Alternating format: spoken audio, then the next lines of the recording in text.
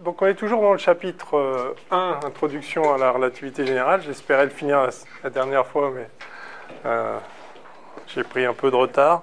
Bon, enfin, c'est pas très grave. Avant qu'on redémarre, est-ce que vous avez des questions sur ce qu'on a vu la dernière fois? Non. C'était à peu près clair. Donc on a pas mal parlé en fait de la fin des espaces affines, donc la structure vectorielle associée à l'espace ou l'espace-temps lui-même. On a parlé un tout petit peu de l'espace-temps tel qu'il est introduit par la relativité restreinte, et on était justement, je crois, dans un sixièmement apport de la relativité restreinte.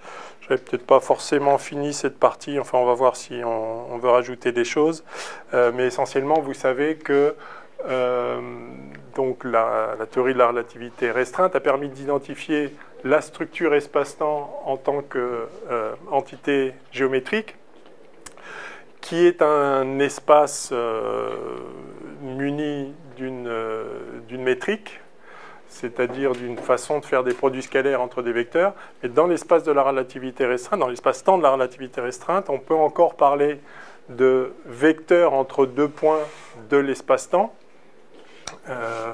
qu'on appelle des quadrivecteurs ou des quadvecteurs.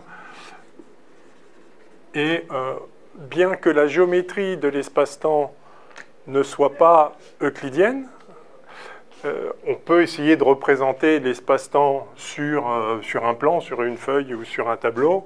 En général, on met le temps vers le haut.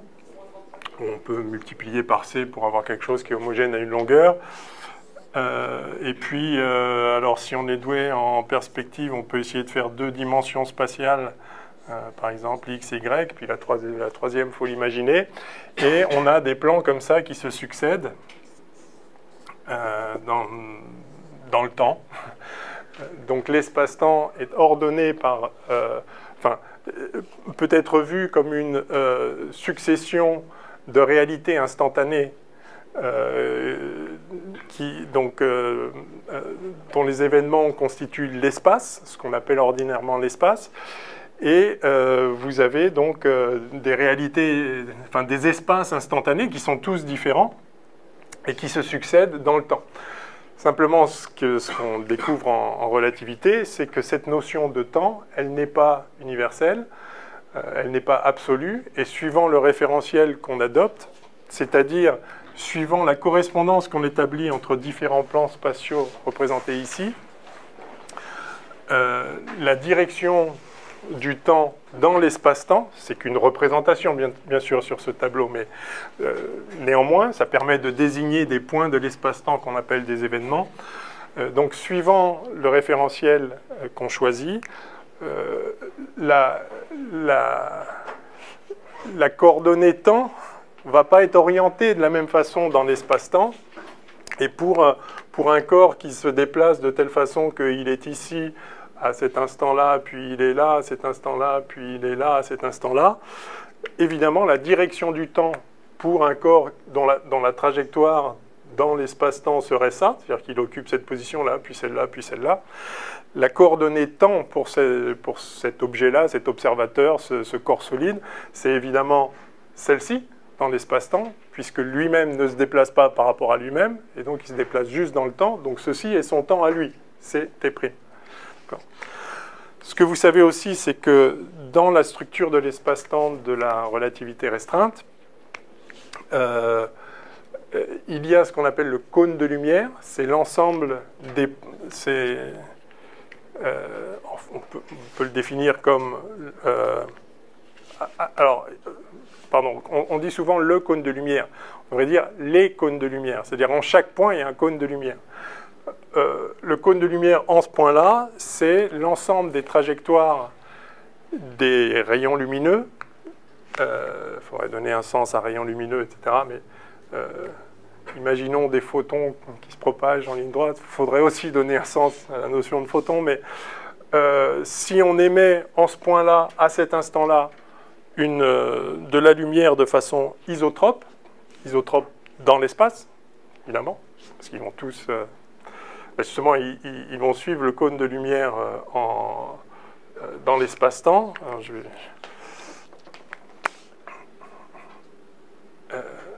sais pas si on représente le cône de lumière comme ça.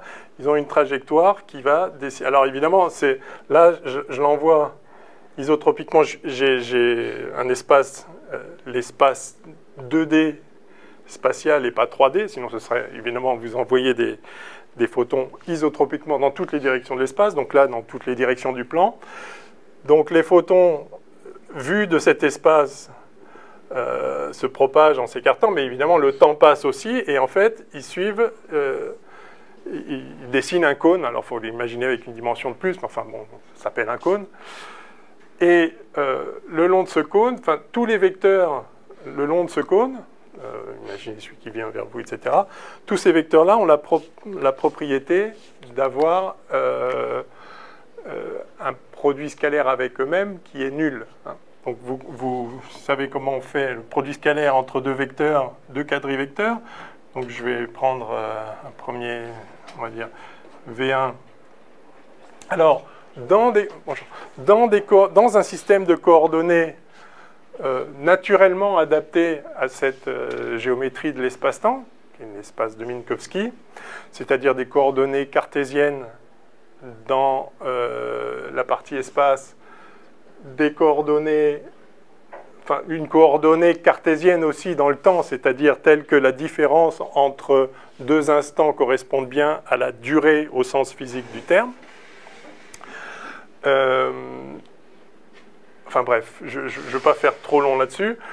Si vous prenez les coordonnées adaptées comme ça, mais vous pouvez prendre les coordonnées que vous voulez, mais en particulier si vous prenez ces coordonnées-là, donc vous avez, on va dire, A1, B1, C1, D1, où vous réservez la première coordonnée pour le temps, et puis un deuxième vecteur, quadrivecteur, je précise pas, c'est pas parce que je mets un V que c'est une vitesse, c'est un vecteur, d'accord. A2, B2, C2, D2, vous savez que V1 scalaire V2, je le note encore comme ça quelques instants, mais on verra d'autres notations plus tard, c'est égal à moins A1, B1, alors ça c'est ma convention, plus A2, B2, plus A3, B3, plus A4, B4. Enfin, quand je dis c'est ma convention, c'est la convention de la moitié de l'humanité, et l'autre moitié choisit plus et des moins partout. Bon, ça n'a aucune importance, mais enfin, disons la moitié de l'humanité qui s'intéresse à ça. Pour les autres, il n'y a pas de convention du tout. Donc voilà comment ça se passe. Et donc, vous voyez qu'il est possible qu'un produit scalaire d'un vecteur avec lui-même, donc si maintenant je fais V1 scalaire V1, ce qu'on appelle généralement la norme, bah, ça va faire moins A1 carré, plus A2 carré, plus A3 carré, plus A4 carré. Et vous voyez que ça peut être positif, si ces termes-là l'emportent sur celui-là, nul s'ils sont égaux, ou négatif si c'est lui qui l'emporte. Et alors évidemment, un quadrivecteur, c'est une entité objective dans l'espace-temps absolu, qui est l'espace-temps de la relativité. Cet espace-temps absolu, soit dit en passant, sera aussi absolu en relativité générale. C'est l'espace-temps, c'est l'ensemble de tous les événements du monde, depuis toujours jusqu'à toujours. Dans cet espace, en relativité restreinte, on peut dessiner des vecteurs entre deux points, et ces vecteurs sont ce qu'ils sont. C'est-à-dire qu'ils ne dépendent pas du système de coordonnées, ils sont ce qu'ils sont, c'est des vecteurs qui relient deux points de l'espace-temps. Les coordonnées de ces vecteurs, évidemment, dépendent du référentiel. Plus exactement, quand on a la vision de l'espace-temps, on ne parle plus de référentiel, on parle de système de coordonnées. Si je choisis comme coordonnées ce x, ce y, le z qu'on ne voit pas, et ce t-là, eh bien, les coordonnées sont temps. Si je choisis d'autres systèmes de coordonnées, par exemple, ce T'-là, le X' correspondant, puis le Y' correspondant, les coordonnées, puis le Z' aussi, les coordonnées de tout vecteur seront différentes, mais ce sera le même vecteur, cela va de soi. Alors, vous avez tous appris comment passer d'un système de coordonnées à un autre. Si on fait juste une transformation dans l'espace sans changer la direction du temps, c'est-à-dire sans changer de référentiel, vous pouvez... Alors, les changements de coordonnées souvent pratiques consistent à choisir une orientation qu'on veut et une origine qu'on veut dans l'espace, mais on garde des axes orthogonaux, tant qu'à faire, orientés de façon directe. Le premier vectoriel, le deuxième donne le troisième, des choses comme ça. Et à ce moment-là, vous savez comment transformer les coordonnées dans un système de coordonnées aux coordonnées dans un autre système de coordonnées. Mais il est bien évident que, y compris dans le plan euclidien qui va bien, je peux prendre n'importe quel type de coordonnées.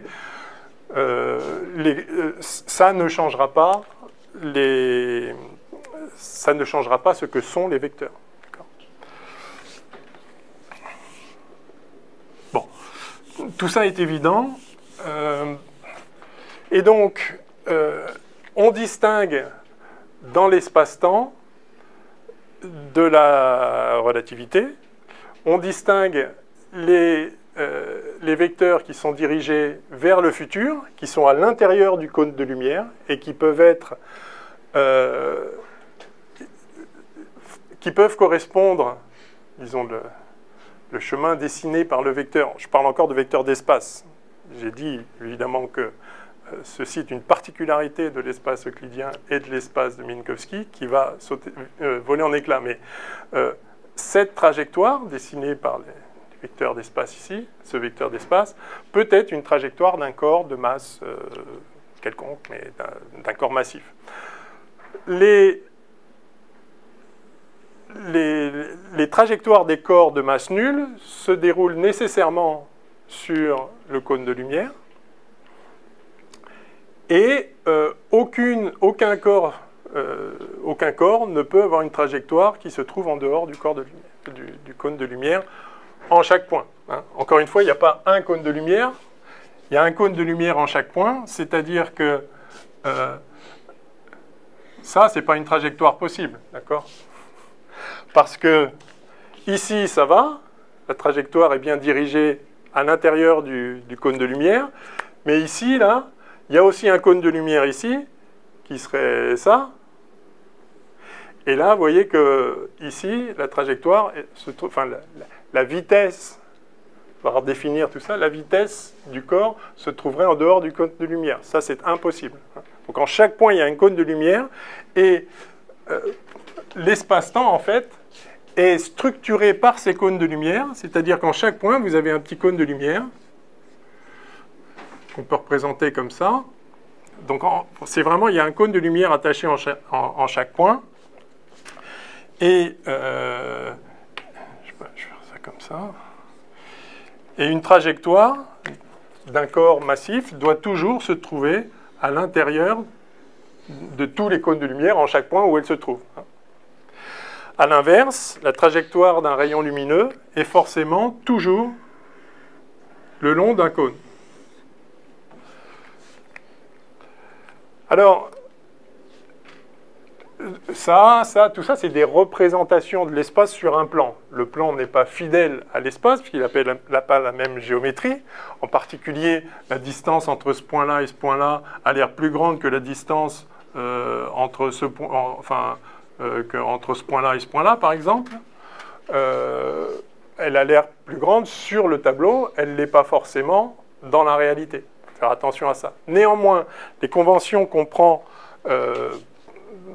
pour représenter l'espace-temps de Minkowski sur un tableau, donc ce qu'on appelle les diagrammes d'espace-temps, et je suppose que vous êtes tous relativement familiers avec ça, cette convention fait qu'une ligne droite dans l'espace-temps est représentée par une ligne droite dans le plan. C'est une bonne chose. Il y a des choses qui ne sont pas vérifiées. Les angles ne sont pas respectés quand on représente dans un plan, dans un tableau, dans un plan euclidien ou dans une feuille. Les angles réels entre deux vecteurs dans l'espace-temps ne sont pas respectés par le même angle dans l'espace, en particulier dans l'espace euclidien où vous représentez, je veux dire. Si je représente ici cône de lumière. Vous savez que, donc, par exemple, je dis que ça c'est x et ça c'est ct, donc ce vecteur-là est orthogonal à celui-là. Si je représente un autre référentiel avec la direction temporelle ct' ici, vous savez que dans cette représentation standard de l'espace de Minkowski, vous avez l'axe dx' qui est ici. Néanmoins, cet axe est orthogonal à celui-là. Ce vecteur-là, scalaire, celui-là, avec le produit scalaire de l'espace de Minkowski, est bien nul. Hein. Donc, par contre, ça n'a pas l'air d'être orthogonal sur le tableau. Oui, on ne peut pas tout faire. Le fait est que l'espace-temps de Minkowski n'est pas l'espace-temps euclidien. Donc, vous ne pouvez pas représenter fidèlement, mais au moins, les droites sont des droites. Et donc, il y a une notion de droite. J'ai beaucoup parlé des droites la dernière fois parce que ça va être un point clé. Cette notion de droite, dont on a deux définitions distinctes, mais qui coïncident, en tout cas dans les espaces, dans l'espace de Minkowski, dans l'espace euclidien, qui est le chemin le plus court entre deux points, où la trajectoire, telle que la tangente à la trajectoire, soit toujours le même vecteur. Et ça a un sens à dire que la tangente est toujours le même vecteur en chaque point de la trajectoire, dès lors que vous pouvez prendre un vecteur quelque part, donc, ici, si c'est ça la trajectoire, et puis le même vecteur là, et vous pouvez les comparer, vous pouvez dire c'est le même. Alors c'est le même dans des coordonnées justement cartésiennes ou minkowskiennes. Dire que c'est le même vecteur, c'est dire qu'il a les mêmes coordonnées, si les vecteurs ne changent pas. Donc c'est ça l'idée, c'est que vous pouvez, dans l'espace-temps de Minkowski, vous pouvez définir en chaque point un repère, enfin une base de vecteurs qui soient les mêmes partout, quoi.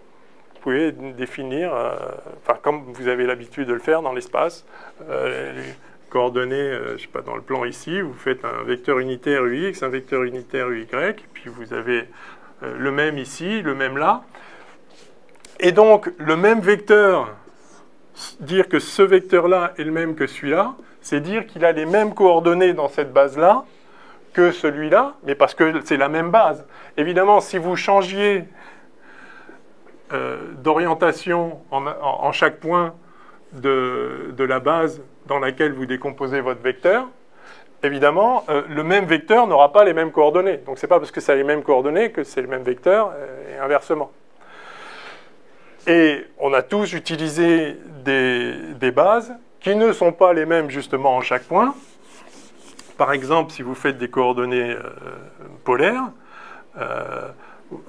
vous savez que, en ce point-là, vous prenez comme base, localement ici, le vecteur UR comme ça, qui augmente dans la direction R, et puis le vecteur Uθ qui augmente dans la direction θ.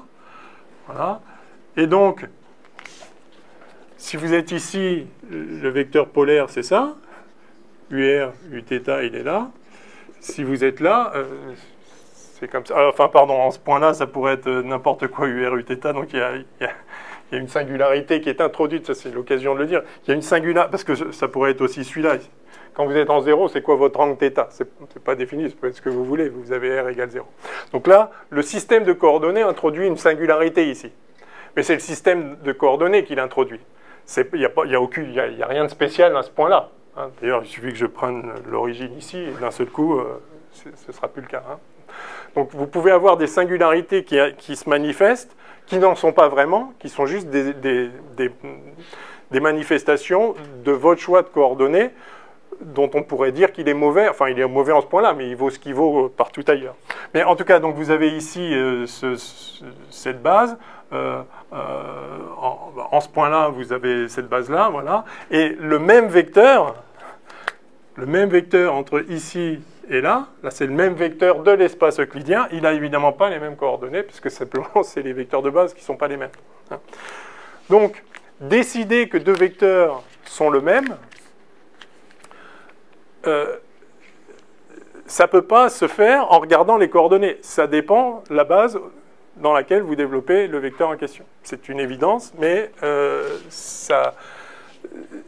tant qu'on n'a pas bien compris ça, on ne peut pas comprendre ce qui va suivre. Donc, désolé d'insister là-dessus.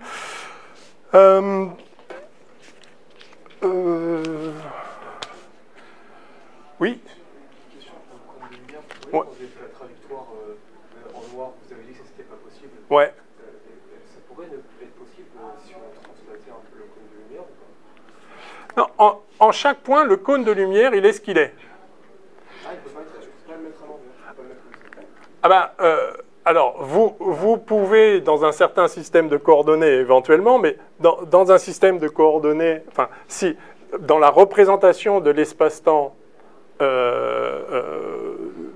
standard, enfin, où on met x comme ça, je vais le faire à 2 dimensions seulement.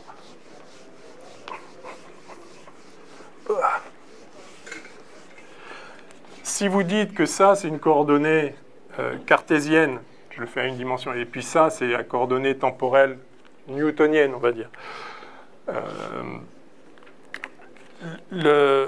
La trajectoire d'un rayon lumineux qui va à la vitesse v dans ce référentiel-là, qui va à la vitesse v dans tous les référentiels en l'occurrence, ça va être, s'il part d'ici, de 0, 0, ça va être x égale ct. Donc voilà la trajectoire du rayon lumineux. Ou s'il va dans l'autre sens, ça va être x égale moins ct. Mais il n'a pas le choix, il peut avoir que la vitesse v. Donc soit il fait ça, soit il fait ça. D'accord ? En ce point-là, c'est pareil. Un rayon lumineux, il peut aller qu'à la vitesse c. Donc s'il part d'ici en x0, t0, sa trajectoire, ça va être x égale x0 plus ct. Ou x0 moins ct s'il va dans l'autre sens. Et donc voilà ce que va être la trajectoire des rayons lumineux issus de ce point-là. Donc le cône de lumière, il est défini. Le cône de lumière, vous n'avez pas le choix. Le voilà, dans cette représentation. D'accord ?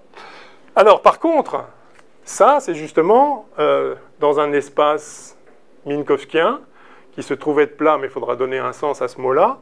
Et justement, vous pouvez trouver un système de coordonnées tel que... enfin, vous pouvez le représenter sur un plan avec un système de coordonnées tel que ce vecteur-là, c'est le même que celui-là. Voilà. Et celui-là, c'est le même que celui-là, et celui-là, c'est le même que celui-là, etc. Vous pourriez représenter les choses autrement, ce serait juste moins pratique.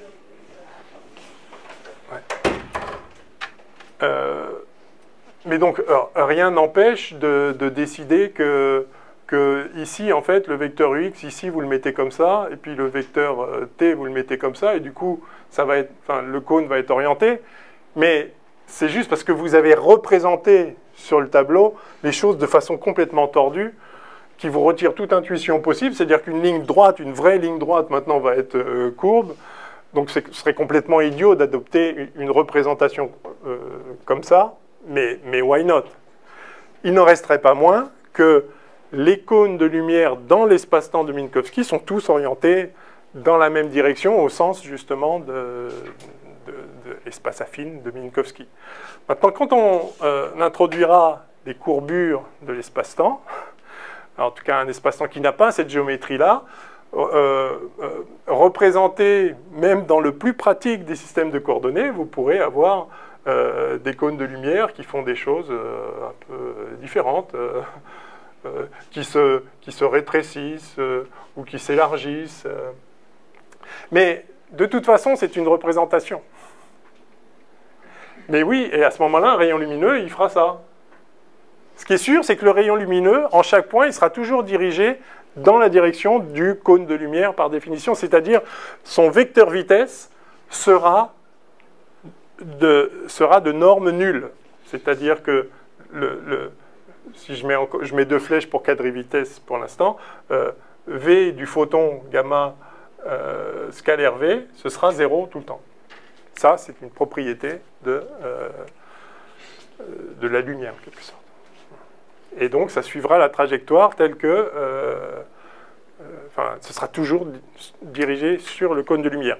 En revanche, un corps massif, de masse m strictement positive, donc, sera toujours à l'intérieur du cône de lumière, quoi qu'il fasse, et donc ça peut l'obliger effectivement, enfin là, il y a un truc zarbi, là, ça peut le conduire à des trajectoires bizarres. Et alors si vous avez 2 trajectoires voisines dont les cônes de lumière, dans la représentation sur le tableau, c'est toujours se rapprochent comme ça.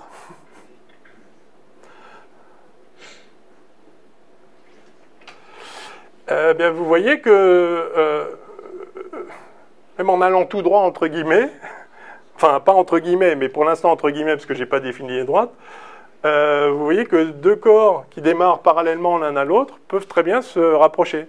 Ça s'appelle la gravitation. C'est-à-dire qu'ils vont tout droit, mais ils démarrent parallèles tout droit, mais les parallèles se rapprochent. Évidemment, ce n'est pas le cas dans un espace euclidien ou minkowskien, mais justement, toute l'idée, ça va être de décrire les effets gravitationnels comme des effets géométriques.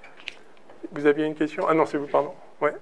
Ah, ouais. On avait vu en relativité que le premier vecteur de vitesse c'était gamma C et gamma V. Oui. Alors, oui. Non, on voit que c'est égal à 0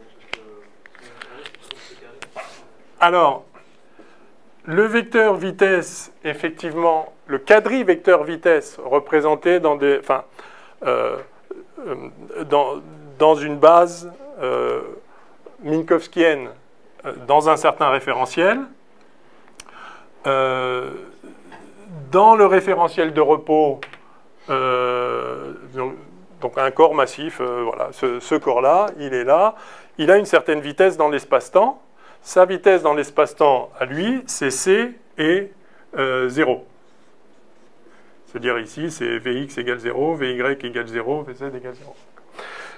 Passer dans un autre référentiel, par exemple le mien, là maintenant, ce même corps qui a toujours le même vecteur vitesse dans l'espace-temps, évidemment, il est ce qu'il est, ce vecteur-là, ce même vecteur, dans un référentiel, on va dire R', donc celui-là c'était R, un référentiel R' qui se déplacerait par rapport à R à une vitesse de R' par rapport à R qui vaut V0 par exemple, aurait pour coordonnées, effectivement, je vais noter gamma 0C, gamma 0V, qu'on peut obtenir par une transformation de Lorentz pour passer de ce référentiel à ce référentiel-là, ou gamma 0, comme vous le savez tous, est égal à 1 sur racine de 1 moins V0 carré sur C2.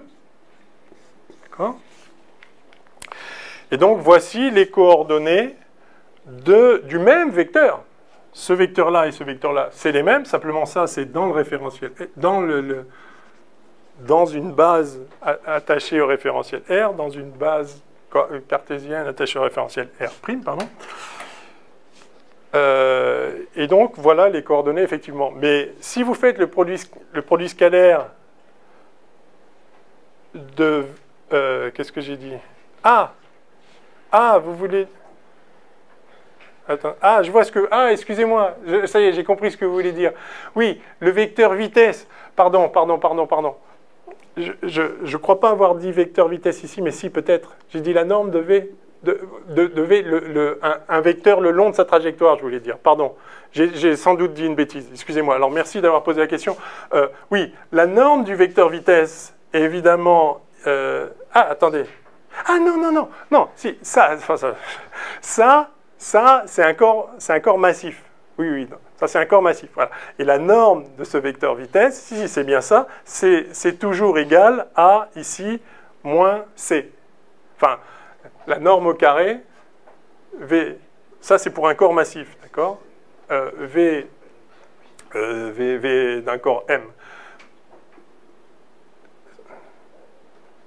Vm scalaire Vm, vous voyez que ça fait moins C2. Et si vous le faites pour celui-là aussi, c'est-à-dire moins ça au carré plus ça au carré, comme ça va faire moins gamma 2 et moins gamma 0 carré C2 plus gamma 0 au carré V2, et puisque gamma 0 carré c'est 1, tout ça, ça fait à nouveau moins C2. Donc tous les corps massifs vont dans l'espace-temps avec une vitesse dont la norme est C. Enfin, il y a le signe moins parce que j'ai pris cette convention, sinon ce serait l'autre, etc. Par contre, excusez-moi, donc, parce que j'ai eu peur d'être confus, mais je crois finalement que c'était bon. Par contre, pour un photon, pour la lumière, c'est pas du tout ça. Un photon ne peut pas avoir une vitesse nulle. Quel que soit le référentiel, le photon a la vitesse c. Donc vous avez c ici et c là. Enfin, c fois dans une certaine direction de l'espace, si vous voulez. Et ça au carré moins ça au carré, ça fait 0. Donc c'est bien le cas. Hein. Non, non. Je ne sais plus ce que j'ai dit. J'ai peut-être dit une bêtise, j'espère que non, mais ce n'est pas impossible. En tout cas, voilà, le vecteur vitesse d'un photon, il est nul, point. Quel que soit le référentiel, parce que la norme de n'importe quel vecteur vitesse de n'importe quel corps est la même, quel que soit le référentiel, évidemment. C'est la norme du vecteur, elle est ce qu'elle est. Et donc, oui. Je voulais juste savoir comment on définit gamma pour le photon. On ne définit pas gamma. Un photon, c'est quelque chose qui est complètement différent. Sinon, effectivement, si on fait tendre V vers C, ça tend vers l'infini. Non, ouais, non. Un photon, c'est très, très spécial. C'est autre chose. Par rapport à la figure d'avant où on a les transformations hyperboliques, je me demandais si on pouvait assimiler ça aux effets de la métrique sur l'espace. Si ça n'a rien à voir. Si, alors, pardon, vous dites quand... Si on pouvait assimiler le fait que dans l'espace de Minkowski, on ait des transformations hyperboliques, est-ce qu'on peut assimiler ça à la métrique? Oui. Vous voulez dire d'écrire x' égale gamma x moins vt et t' ou ct' égale gamma ct moins vx, enfin sur ces deux, c'est ça? Ouais. C'est ça que vous voulez dire Oui. Est-ce qu'on peut oui. dire que c'est les effets de la métrique sur l'espace?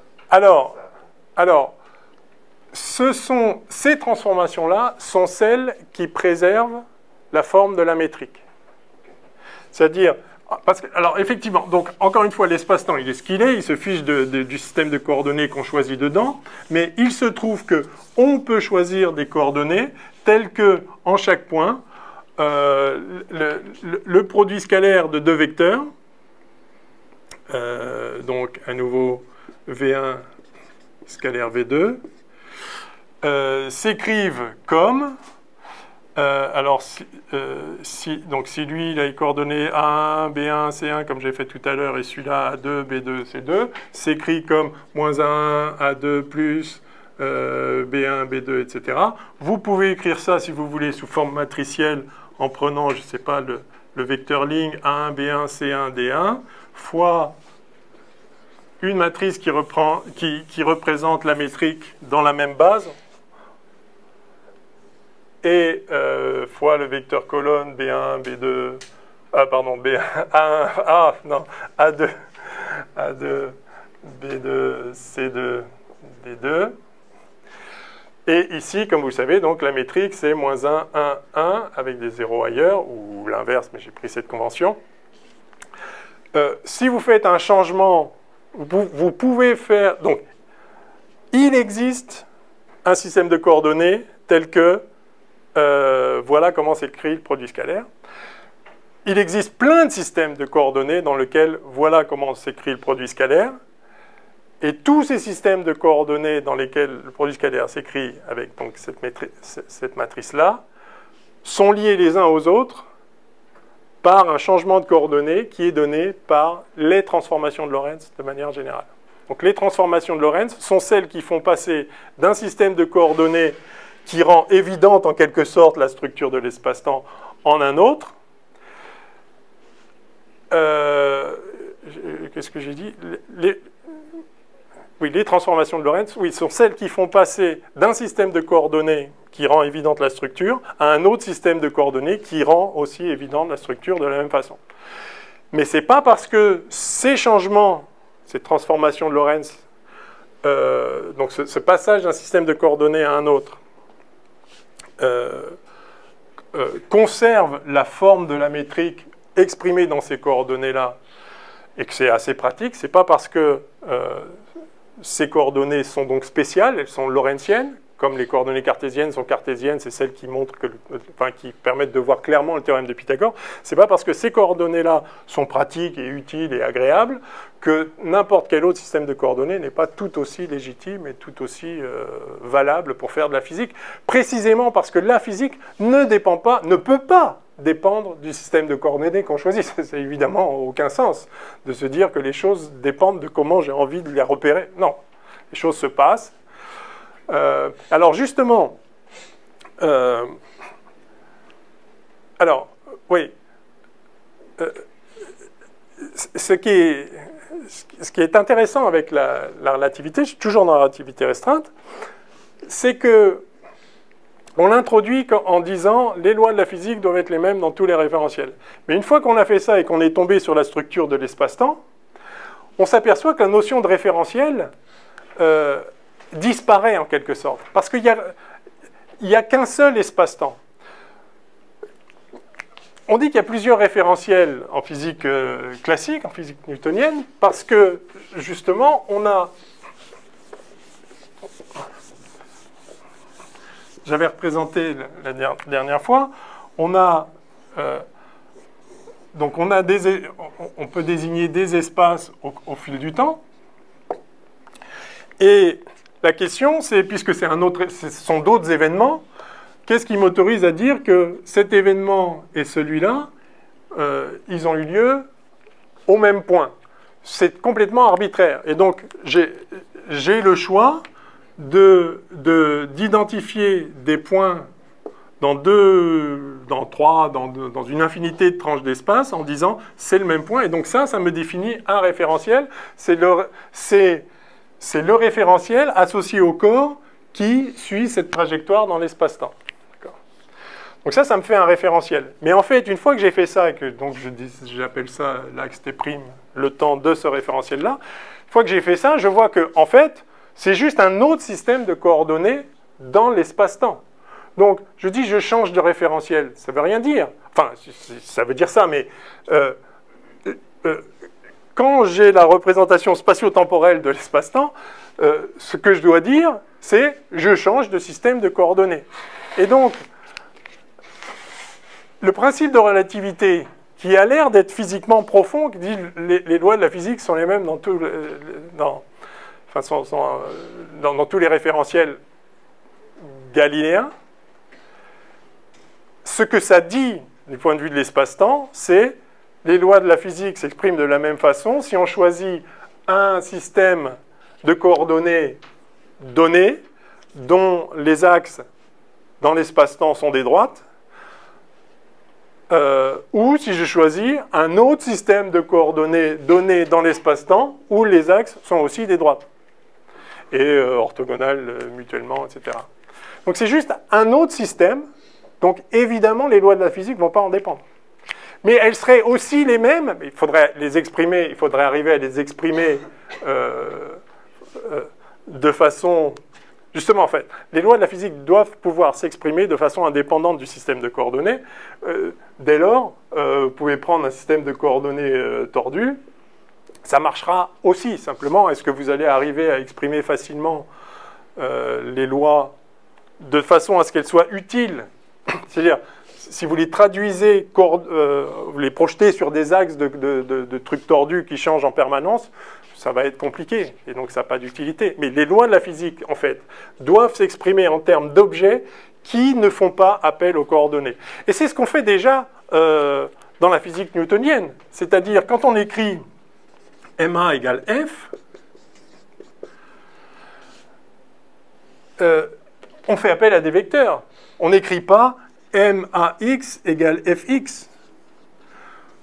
Alors, il se trouve que si ça est vrai et que vous le projetez sur un axe de x, bah, du coup, forcément, ça va être vrai aussi, ça. Mais si je vous dis, c'est ça les lois du monde, vous allez me dire, non, ça ne peut pas être les lois complètes du monde, ça. Parce que ça dépend de ce que vous avez appelé x. Si j'appelle x autre chose, ça n'a même plus aucun sens, en fait. Par contre, si je vous dis ça, ah, ok, ma égale f. Ça ne fait pas référence à aucun système aucun référentiel, aucun système de coordonnées. Ceci est vrai, point. Alors d'ailleurs,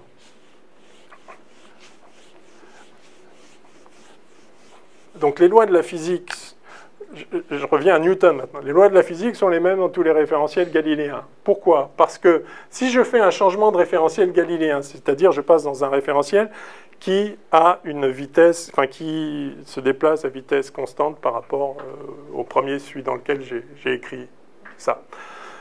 Donc ça c'est dans le référentiel R, je vais passer au référentiel R'. Le référentiel R' est caractérisé par une vitesse V0 qui va être la vitesse de R' par rapport à R. Et celle-là, je dis qu'elle est constante. si elle est constante, j'ai A, alors, j'ai la transformation de Galilée des vecteurs qui correspond. Donc R', ça va être R moins V0 T. D'accord ? Et donc, j'ai évidemment dr' qui vaut dr, puisque, dr' sur dt qui vaut dr sur dt moins V0. Je dérive ça par rapport au temps, c'est-à-dire j'ai donc V' qui vaut V moins V0. Très bien. Donc évidemment, la vitesse n'est pas la même dans tous les référentiels, mais ça tombe bien, cette loi-là ne fait pas intervenir la vitesse. Si je dérive une fois de plus, je vois que j'ai A' qui vaut A. Et donc, j'ai toujours M A' qui vaut F. De même que j'avais MA qui valait F. Donc la loi reste la même, garde la même forme dans le référentiel R'. C'est toujours la masse fois l'accélération vaut la force. Alors vous pouvez mettre F' là, vous voyez que la force est la même dans tous les référentiels. Si vous faites un changement de repère galiléen. Sinon, vous savez bien ce qui se passe. Vous avez A' qui va être... si la vitesse de R' par rapport à R dépend du temps, puis tourne, etc., vous allez avoir A plus... alors ça va être l'inverse, je vais mettre moins. Moins ce qu'on appelle l'accélération d'entraînement, moins l'accélération de Coriolis. D'accord ? Si vous faites un... Et à ce moment-là, vous allez avoir MA' qui va être égal à la force plus des forces d'inertie. Force d'inertie d'entraînement plus force d'inertie de Coriolis. Et donc la loi n'est plus la même. Mais en fait, c'est parce que justement, là, vous avez ici quelque chose qui n'est pas l'accélération absolue, qui est l'accélération relative au référentiel. Mais le référentiel, lui, évidemment, ça veut dire que vous prenez, dans la vision spatio-temporelle ici, votre référentiel R', là, il est comme ça, puis là-haut, il s'est tourné, puis il s'est tourné, et donc vous avez plus... Vous êtes sorti d'un système de coordonnées pratique où vous prenez les mêmes vecteurs partout. En fait, ça, ça, c'est pas la vraie accélération. La vraie accélération, c'est A' plus AE plus AC. C'est ça l'accélération absolue dans l'espace-temps. Elle est ce qu'elle est, point. Mais vous la représentez dans un système de coordonnées qui est en train de tourner de plan en plan ici. Ouais, donc ok, donc ça fait un truc bizarre. Mais la vraie bonne loi, justement, si vous l'écrivez dans l'espace-temps, et vous le savez, puisque vous avez fait de la relativité restreinte, la loi absolue dans l'espace-temps, c'est ça. Je mets des quadrivecteurs, où A, c'est quoi? Eh bien, A, c'est D de V sur des taux. Vraiment, quoi. Où des taux est le temps propre. Hein. Et V, c'est dr sur des taux, à nouveau. Voilà. Et là, une fois que c'est écrit dans la bonne forme, c'est-à-dire avec des objets géométriques qui sont absolus, qui sont des faits de la réalité physique, l'accélération du corps, de la trajectoire, c'est pas son accélération relative à un référentiel. Parce que ça, ce A', justement, c'est le projeté de la vraie accélération sur l'espace particulier de ce référentiel-là. Mais en fait, même pas, parce que l'accélération, il y a une dérivée, et donc c'est la différence entre ce qu'il y a à l'instant d'après et ce qu'il y a à l'instant d'avant. Mais entre l'instant d'après et l'instant d'avant, l'axe, il a tourné. Donc évidemment, il y a des trucs bizarres là-dedans. C'est-à-dire, vous pouvez définir un A' relatif à un référentiel, mais évidemment, c'est une projection particulière, c'est complètement arbitraire en fait. Donc il n'y a aucune chance que les lois projetées arbitrairement en chaque point sur des bases arbitraires aient une forme parfaitement agréable c'est une chance qu'on puisse l'exprimer comme force d'inertie, mais la force d'inertie, elle dépend du point, ne serait-ce que la force centrifuge. Si vous êtes plus loin de l'axe, c'est déjà une autre force. Enfin bref, on peut s'en sortir en écrivant des choses comme ça. Mais la vraie chose sous-jacente, c'est la masse fois l'accélération, la vraie dans l'espace-temps, est égale à la force, la vraie dans l'espace-temps, qui est un vecteur de l'espace-temps, et ça c'est un vecteur de l'espace-temps. Donc, si on veut écrire les choses de façon propre, de façon intrinsèque, de façon complètement générale, indépendamment d'un système de coordonnées, comme on le faisait avec Newton, on écrit des lois entre des vecteurs, et elles dépendent du référentiel, parce qu'on parle d'un système de coordonnées de l'espace, et le temps est supposé absolu.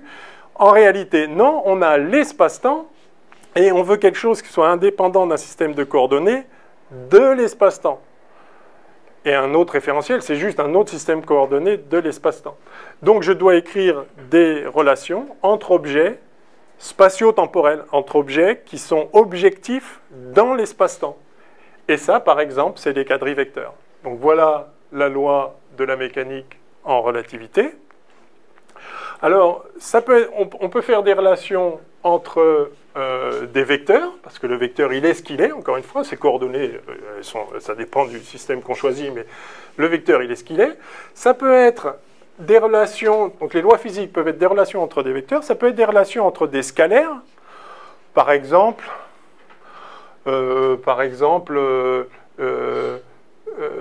la variation d'énergie interne,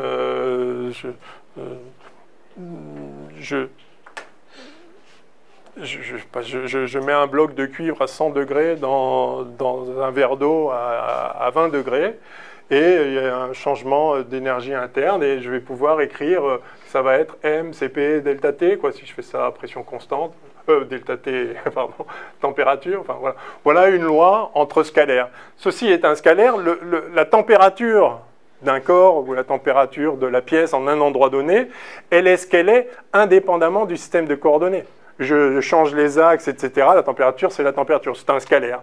Donc c'est un truc qui ne change pas, qui n'a pas de composante en l'occurrence, mais qui est ce qu'il est dans tout système de coordonnées. Voilà. Donc voilà une loi entre scalaires.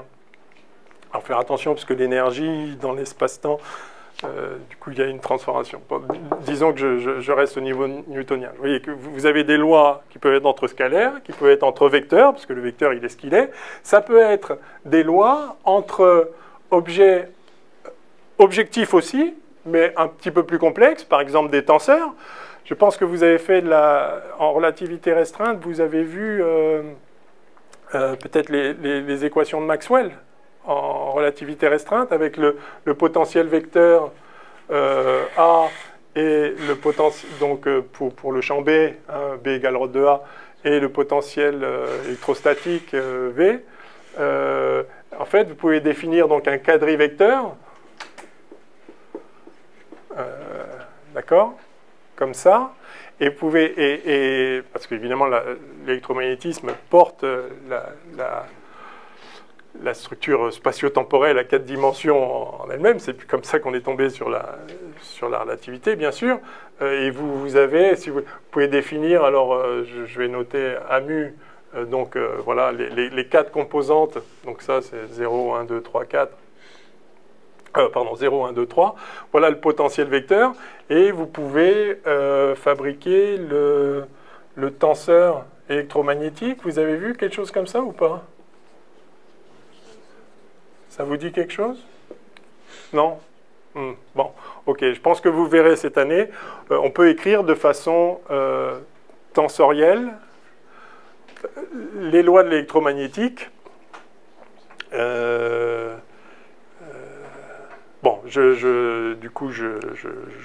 bon, en tout cas, voilà. Les lois de la physique doivent s'exprimer comme des relations entre objets absolue, dont les composantes vont dépendre du choix de système de coordonnées local, en chaque point, mais qui sont des entités qui, elles, sont objectives et ne dépendent d'aucun choix que vous faites. Bon. Ok. Alors donc vous voyez que d'être arrivé à identifier la structure spatio-temporelle a conduit à modifier un peu les lois, parce qu'effectivement, on croyait qu'on pouvait faire des lois entre vecteurs de l'espace, comme si l'espace était objectif, mais l'espace résulte déjà d'un choix d'un système de coordonnées dans l'espace-temps, ce qu'on le savait déjà intuitivement, puisqu'on savait qu'on pouvait se trouver dans deux référentiels différents et qu'il fallait changer les lois, si ce n'était pas en translation uniforme. Mais donc, on croyait qu'on faisait bien en écrivant des relations entre vecteurs d'espace, parce qu'on pensait que c'était des entités objectives spatiales. En fait, quand on découvre l'espace-temps, on s'aperçoit que, ah non, c'est qu'une composante de loi spatio-temporelle. Bon, bah, très bien. Et donc, on a écrit des relations entre objets objectifs de l'espace-temps. Alors, où est la relativité générale dans tout ça? Elle est dans le fait que la structure spatio-temporelle de l'espace de Minkowski n'est pas, en fait, suffisamment générale. C'est bien d'avoir identifié qu'il y avait un espace-temps, mais cet espace-temps est encore affine au sens où vous pouvez faire, effectivement, vous pouvez définir des vecteurs entre deux points. En réalité, le pas décisif, le pas supplémentaire, ça va être de casser ça et de se dire que l'espace-temps, il a une géométrie qui, a priori, peut être quelconque. Alors, on va exiger des choses de cette géométrie, on va dire, en tout cas, la théorie de la relativité générale dit que l'espace-temps est ce qu'on appelle une variété différentielle de dimension 4, avec localement une structure minkowskienne. Donc, ce n'est pas par hasard que l'espace-temps de Minkowski est sorti en 1905, en fait en 1908, identifié comme tel. C'est bien la structure locale de l'espace-temps, mais la géométrie de l'espace-temps peut être plus complexe. En tout cas, il n'y a pas de raison de supposer qu'elle soit rigide, qu'elle soit fixe. Et voilà. Alors, je vous ai dit au tout début, la relativité générale, c'est à la fois une théorie de l'espace-temps et une théorie de la gravitation. Mais on n'a parlé pas encore de gravitation, en fait. Donc, il est temps maintenant de parler de gravitation. Alors, je vais peut-être faire un 7e, je crois. Voilà, gravitation. Et la question, ça va être, est-ce une force?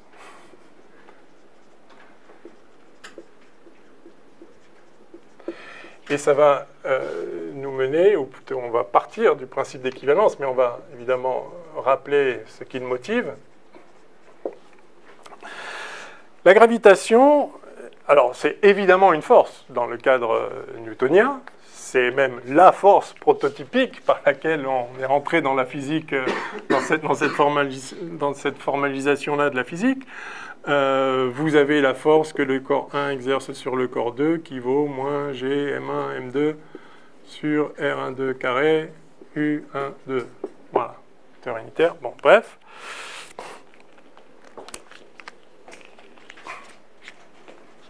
Et toujours pour rappel, la loi de la mécanique, il n'y en a qu'une, la loi de Newton, c'est MA égale F, ou somme des forces, enfin, les forces s'ajoutent vectoriellement, donc je vais mettre grand F, s'il y a plusieurs forces, qu'à cela ne tienne, et qui est relié au principe d'inertie, c'est-à-dire que si F égale 0, A égale 0, donc V égale constante. Autrement dit, ce que dit Newton, ça doit être la loi 1, si je ne m'abuse, un corps sur lequel s'exerce aucune force a une trajectoire rectiligne uniforme.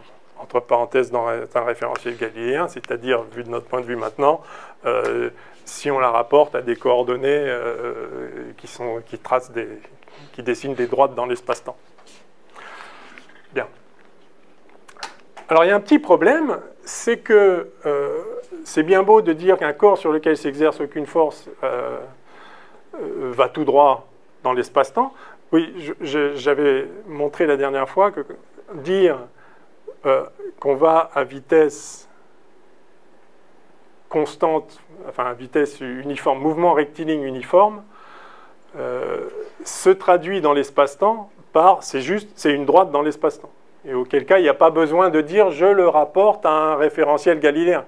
Hein, la loi qui dit un corps sans force, un corps libre, a un mouvement rectiligne uniforme, cette loi-là doit s'accompagner de dans un référentiel galiléen. Sinon, ce n'est pas vrai. Ce qui est vrai, par contre, c'est qu'un corps libre a une trajectoire rectiligne dans l'espace-temps. Et là, je l'ai exprimé de la bonne façon parce que je l'ai exprimé de façon absolue. Ça a une trajectoire. Donc, ce n'est pas par rapport à un référentiel, etc. C'est une trajectoire rectiligne dans l'espace-temps. Point. Très bien. Mais ça, c'est un corps libre, un corps sur lequel ne s'exerce aucune force. Est-ce que ça existe, un corps sur lequel ne s'exerce aucune force? Réponse, non, puisque la force de gravitation a portée infinie. Donc, il suffit qu'il y ait une masse quelque part dans l'univers et votre corps ne peut pas être libre. Alors, il peut se trouver que les forces s'annulent en un point par une magie formidable, mais le point d'à côté, ce ne sera plus vrai. Donc on peut considérer que c'est un problème ou pas, mais le problème est résolu magiquement si on réalise que, en fait, si on se dit que, en fait, peut-être que la gravitation, c'est pas une force. Pourquoi on pourrait avoir l'idée de se dire que la gravitation, c'est peut-être pas une force? La réponse, c'est qu'elle peut s'annuler complètement. Parce qu'il y a une magie incroyable qui est que la force de gravitation ici, que je vais écrire mg, où g est le champ gravitationnel, hein, ça consiste simplement à dire appeler ça g, hein, ça c'est g, et donc la force que pardon, ça c'est sur le corps 2, alors c'est l'inverse. J'ai dit que c'était la force sur le corps 2. Voilà, je dis que ça c'est g, et donc ça c'est juste m de g. Voilà. Donc la force qui s'exerce sur un corps, la force de gravitation qui s'exerce sur un corps est proportionnelle à sa masse, évidemment. Et tout le reste, c'est ce qu'on appelle G, le champ gravitationnel. Évidemment, ça c'est le corps, c'est la force que le corps 1 exerce sur le corps 2. Si j'ai plein de corps I et que je fais la somme de toutes les forces que les corps I exercent sur le corps 2, voilà. Donc, mais j'ai toujours le M2 qui se met en facteur, donc j'ai M2 fois un champ, ce champ gravitationnel. Ce qui est remarquable ici, c'est que vous avez M là, et vous avez M là. Et du coup, si vous subissez que la force de gravitation, vous voyez que A égale G, quelle que soit votre masse. C'est évidemment la remarque très profonde qu'avait faite Galilée, que tous les corps tombent de la même façon, indépendamment de leur masse. C'est tout à fait remarquable. Et quand on regarde cette loi, on se dit que c'est magique, c'est très très bizarre, parce que cette masse-là n'a rien à voir avec la gravitation. Cette masse-là est ce qu'on appelle la masse inertielle. Donc je vais la noter avec un petit i.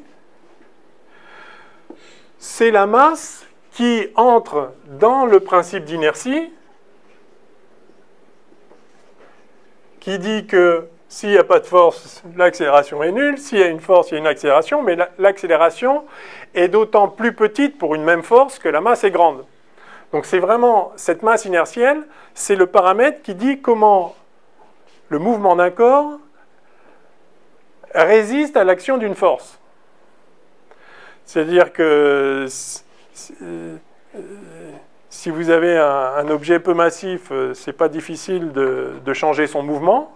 J'applique une petite force et son mouvement change. Si là, vous me mettez un truc d'une tonne, pour changer son mouvement tel que je viens de le faire pour ce stylo, il va falloir que j'exerce une force beaucoup plus grande. C'est une intuition tout à fait évidente. Mais donc ça, c'est la masse qui s'oppose à la modification du mouvement par l'application d'une force, quelle que soit la force. S'il n'y avait pas de gravitation dans l'univers, dans la perspective de Newton, ceci reste vrai. Il y a d'autres forces. Il y a la force électrique, il y a une force élastique, il y a des forces de frottement. cette masse-là, la masse inertielle, est le paramètre qui décrit comment le mouvement d'un corps répond à l'application d'une force, et plus cette masse inertielle est grande, plus le corps est inerte, et plus il faut mettre de force pour avoir la même accélération. Ou plus l'accélération est petite pour une même force. Bref, voilà. Ici, on a ce qu'on appelle la masse grave ou la masse gravitationnelle, qui normalement n'a strictement rien à voir, puisque ça, c'est juste comment un corps donné agit sur un autre, par une interaction bien particulière, qui est l'interaction gravitationnelle, qui entre en jeu dans cette loi-là. Vous voyez que c'est un concept complètement différent. Alors, c'est à la fois... En fait, on devrait même identifier deux types de masses gravitationnelles, celle qui détermine la force que vous allez exercer sur un autre corps, et celle qui détermine la force que les autres exercent sur vous. C'est-à-dire, vous avez une masse, vous attirez à vous toutes les autres masses par l'intermédiaire d'un champ, c'est-à-dire vous avez une masse ici, ça crée un champ gravitationnel partout. Qu'il y ait un corps, donc j'ai une masse là, ça crée un champ gravitationnel ici, qui est dirigé comme ça, etc. Qu'il y ait là un autre corps ou pas, le champ gravitationnel, il est là. Cette masse crée un champ gravitationnel. Et après, une masse qui passe par là, voit un champ, c'est pas qu'elle voit le corps ici, elle n'est pas attirée par ce corps-là. Elle voit le champ gravitationnel ici que ce corps-là a créé, et là, elle est sensible au champ gravitationnel. Et elle réagit en fonction de sa masse. Donc, une masse, du fait de sa masse, crée un champ gravitationnel, et une masse, du fait de sa masse, réagit à un champ gravitationnel. Ça pourrait, a priori, pas être la même masse. C'est-à-dire, je pourrais créer un grand champ et par contre être assez peu sensible au champ. Why not? Alors, il se trouve que ce n'est pas le cas. Ça nous paraît presque saugrenu que ce soit le cas parce qu'on a l'habitude de raisonner, enfin, et on a raison, en interaction plutôt qu'en force, en fait. Et donc, vous avez une interaction entre les corps, c'est-à-dire votre capacité à créer un champ est la même que votre sensibilité à ce champ. Mais vous voyez que c'est deux concepts différents malgré tout. Il se trouve qu'ils sont égaux et que ça nous paraît évident, mais c'est deux concepts différents. Ça aussi, c'est donc deux concepts différents. Donc ça, c'est ça, je dirais, c'est la masse gravitationnelle passive, on pourrait dire. Ça, c'est votre sensibilité au champ là. Le fait que vous ayez une masse et qu'il y ait un champ fait que vous subissez une force qui vaut m fois le champ. Cette masse-là, c'est un concept gravitationnel. Celle-ci, c'est juste comment vous allez réagir à l'application d'une force, qu'elle soit gravitationnelle ou pas. Donc c'est un autre concept. Mais il se trouve, c'est la découverte folle de Galilée, enfin, il a exprimé comme ça et qui en a fait quelque chose, parce que sinon, parce que tout le monde... Enfin, bon, je ne rentre pas dans un débat trop... qui serait sans doute un peu fumeux. Il se trouve que cette masse inertielle et cette masse gravitationnelle sont les mêmes. C'est très, très, très bizarre, puisque c'est deux choses différentes. Mais c'est un fait, deux corps, quelle que soit leur masse, chutent de la même façon, précisément parce que les m s'éliminent. Donc si vous avez un truc... Voilà, vous avez un truc lourd et un truc léger dans le même champ de gravitation, le truc lourd va subir une force beaucoup plus grande, mais il va résister beaucoup plus à l'application d'une force. S'il subit une force 20 000 fois plus grande, mais qu'il faut 20 000 fois plus de force pour le faire bouger, bah finalement, c'est comme si... Voilà, enfin, ça va être pareil pour tout le monde. Ça paraît tellement dingue que ces deux choses-là soient égales, alors que c'est des concepts vraiment fondamentalement différents, qu'Einstein a posé ça comme un principe. Alors, il y a plusieurs formulations du principe, ce qu'on appelle le principe d'équivalence. Il y a plusieurs formulations, ce qu'on appelle le principe d'équivalence faible.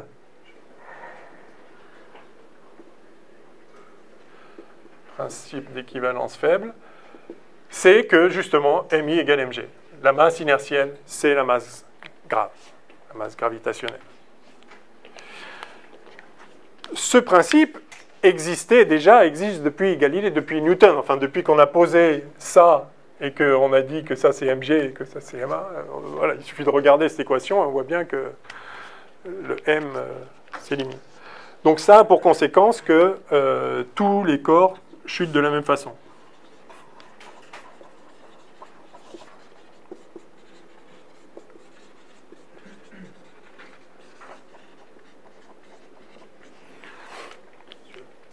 Oui.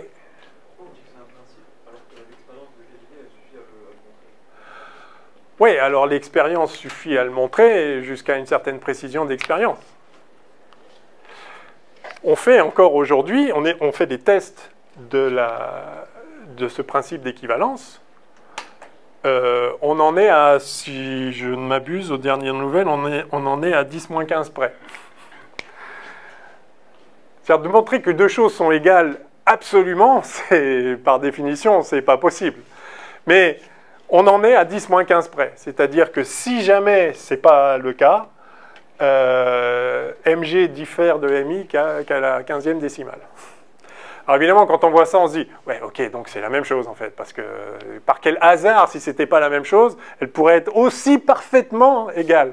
Oui, mais sauf qu'il y a justement des théories physiques, où on essaye de dépasser un peu les choses, qui prédiraient un comportement différent. C'est-à-dire que la gravitation, la loi d'inertie, toutes ces choses-là, c'est une façon de modéliser le monde, c'est une façon de décrire les choses qu'on voit, et ça marche bien, et ça marche jusqu'à la 15e décimale. Mais la vraie nature des choses, est-ce qu'on a la bonne description du monde physique? Est-ce que même le concept de force, de position, de vitesse, est-ce que ces concepts-là, qui nous sont familiers, qui donc recouvrent quelque chose de la réalité physique, mais est-ce que ces concepts-là sont vraiment fondamentaux, pertinents, et que c'est le fin mot de la réalité physique? Sans doute pas. On a appris au fil du développement de la physique à se rendre compte que certaines choses qu'on croyait fondamentales, en fait, ne l'étaient pas, et qu'elles pouvaient être décrites de façon plus profonde en termes d'autres types de grandeur, dont on comprend après que pourquoi, à partir de ces choses fondamentales, la réalité se manifeste de la façon qu'on a toujours cru. Mais on voit que c'est juste une conséquence approchée, etc. La notion de température, par exemple. La notion de température, elle est super pertinente. On a des lois et ça marche très très bien. Mais on sait très bien que c'est juste une propriété statistique de l'agitation des molécules, etc., pour le gaz, par exemple. Et donc, il y a des concepts qui nous paraissent évidents, qui sont familiers, et qui sont pertinents, mais qui sont pertinents à leur échelle, n'empêche que plus profondément, ce n'est pas en ces termes-là que la réalité physique est écrite, en quelque sorte.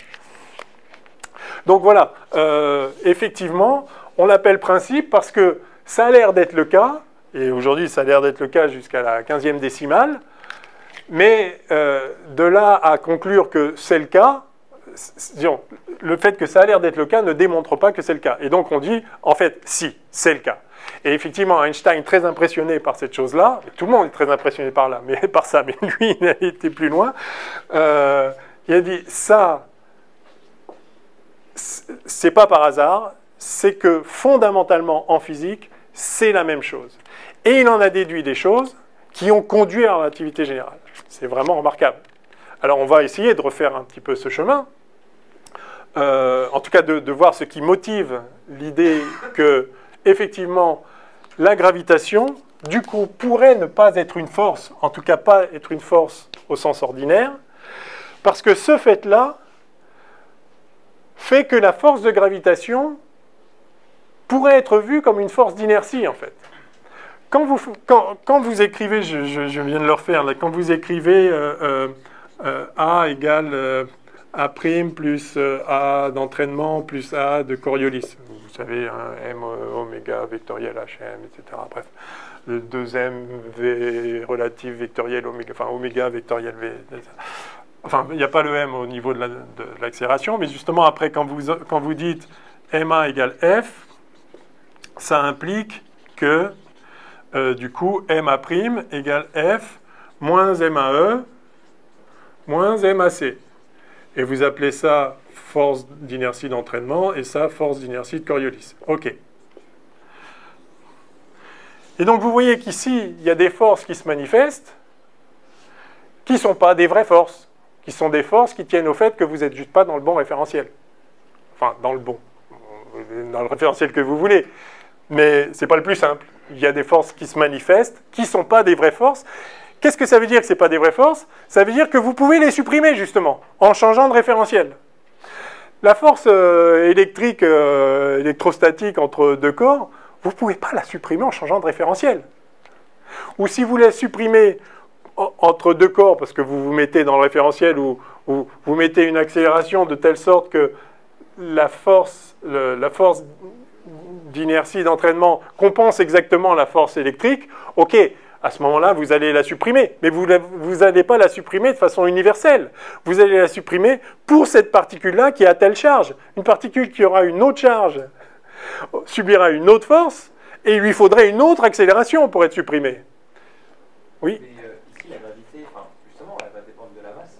C'est-à-dire que si on est dans un champ, je me dis que si je prends une particule qui a une certaine masse et une autre qui a une autre certaine masse, bah, ça va forcément changer. Du coup, on ne peut pas considérer la gravité comme Eh ben, ça va changer de référentiel. eh bien, si, justement, si vous avez juste le champ de gravitation, je ne dis pas qu'on peut supprimer toutes les forces, justement, c'est là que la gravitation est très spéciale. Si vous avez une certaine force de gravitation, un certain champ G, pardon.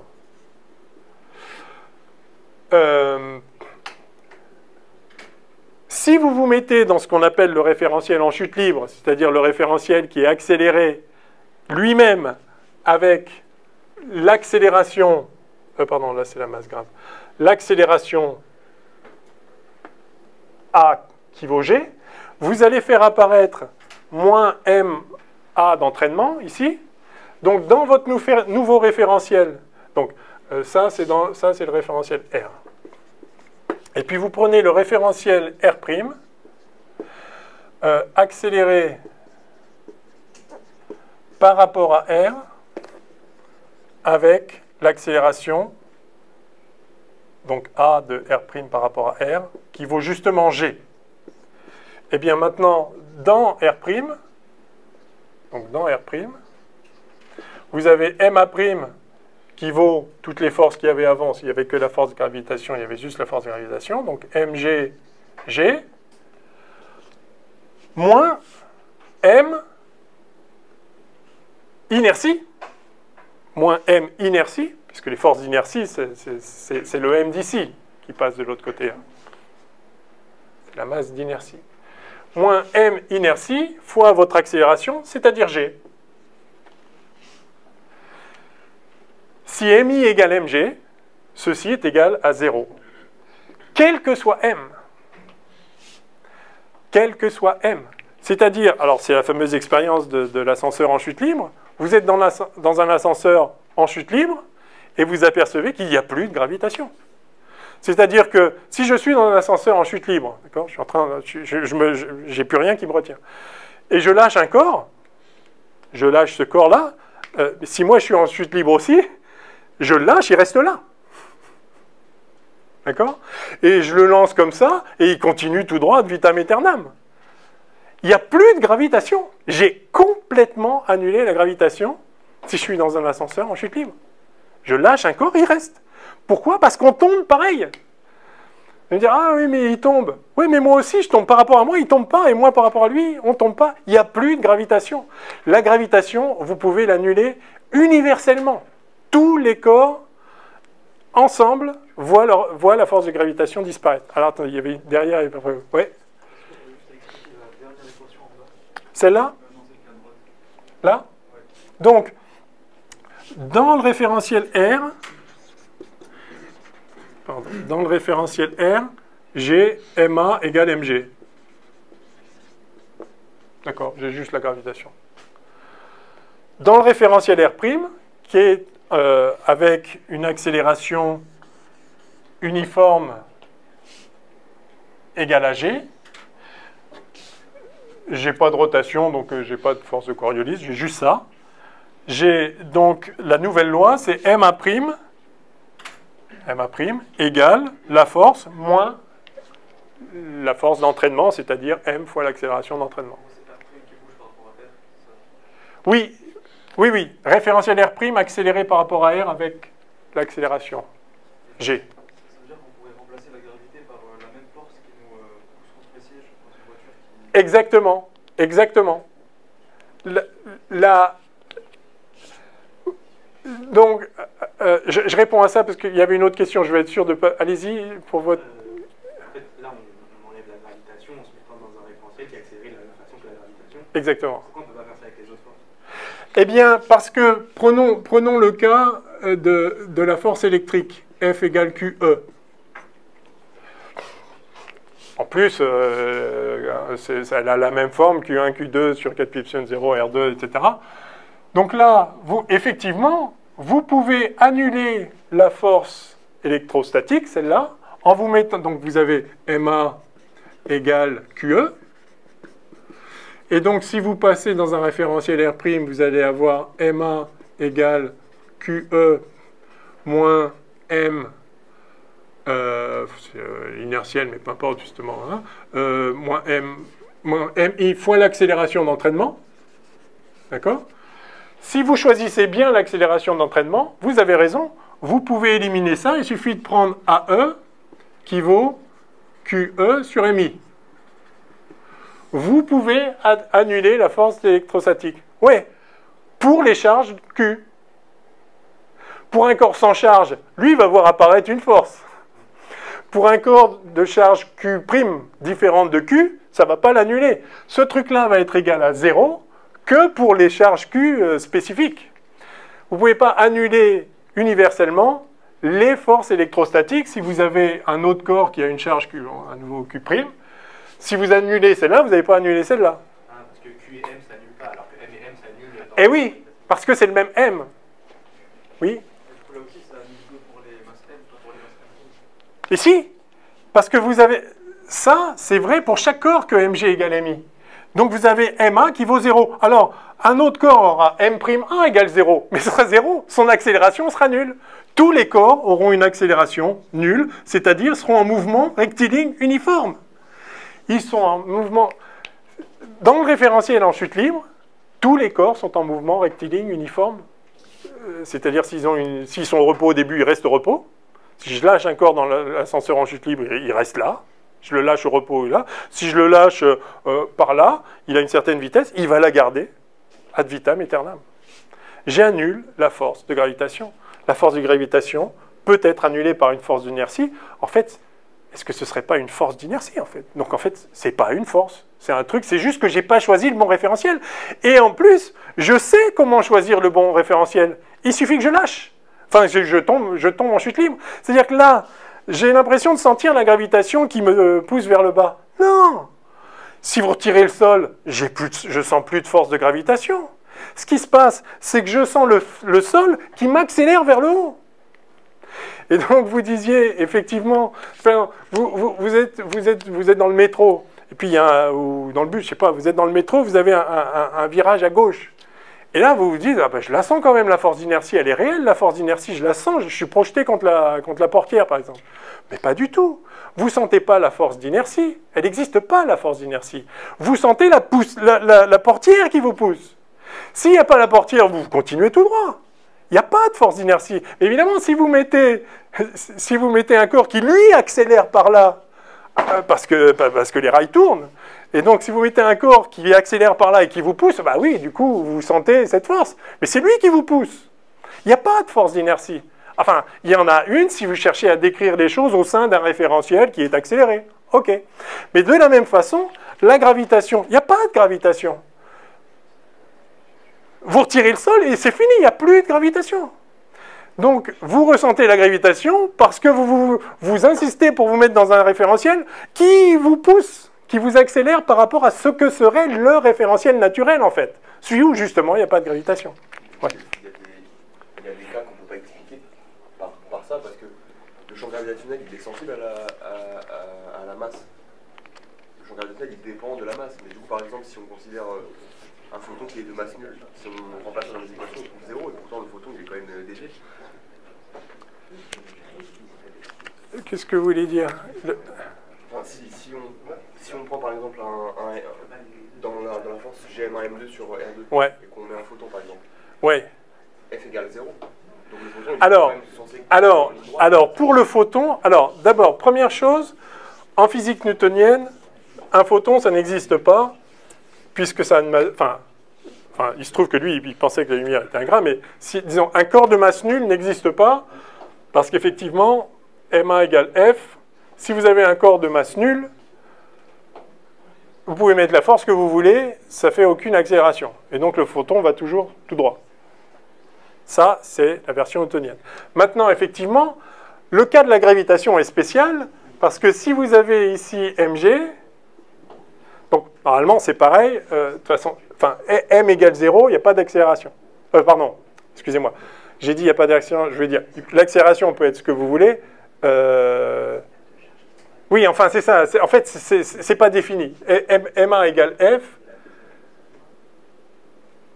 ça permet pas ça permet pas de déterminer le mouvement d'un corps de masse nulle. Mais de façon newtonienne, il n'y a pas de corps de masse nulle.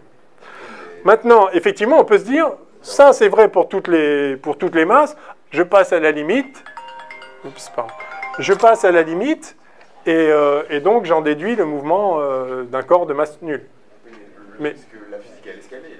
Newtonienne ou pas newtonienne, la physique, elle est là, elle existe. Ouais, ouais. Peu importe si je la fais en newtonien ou en relativité ou quoi que ce soit, ouais. Il y a bien un corps de masse nulle qui est dédié aussi. Vous dites qu'il y a un corps de masse nulle. Vous en avez déjà vu un?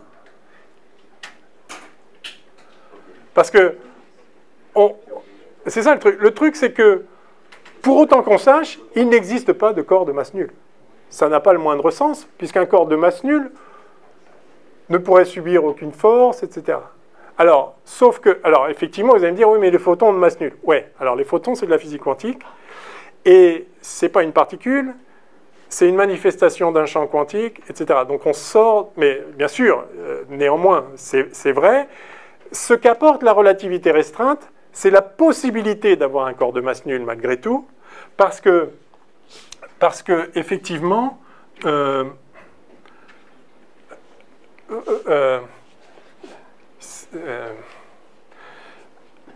vais prendre le quadrivecteur énergie-impulsion.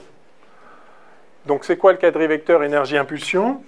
Comme vous savez, donc à 3 dimensions, c'est P. Et puis, dans l'espace-temps, il y a une 4e dimension, et comme vous le savez, en fait, c'est l'énergie. Alors, faites comme vous voulez, ou alors on va dire P fois C, parce que ce n'est pas la même dimension, il y a assez d'écart. C'est comme pour R et CT, bon, bref. Voilà. Quelle est l'expression de la quantité de mouvement en relativité? C'est pas mv, c'est gamma mv.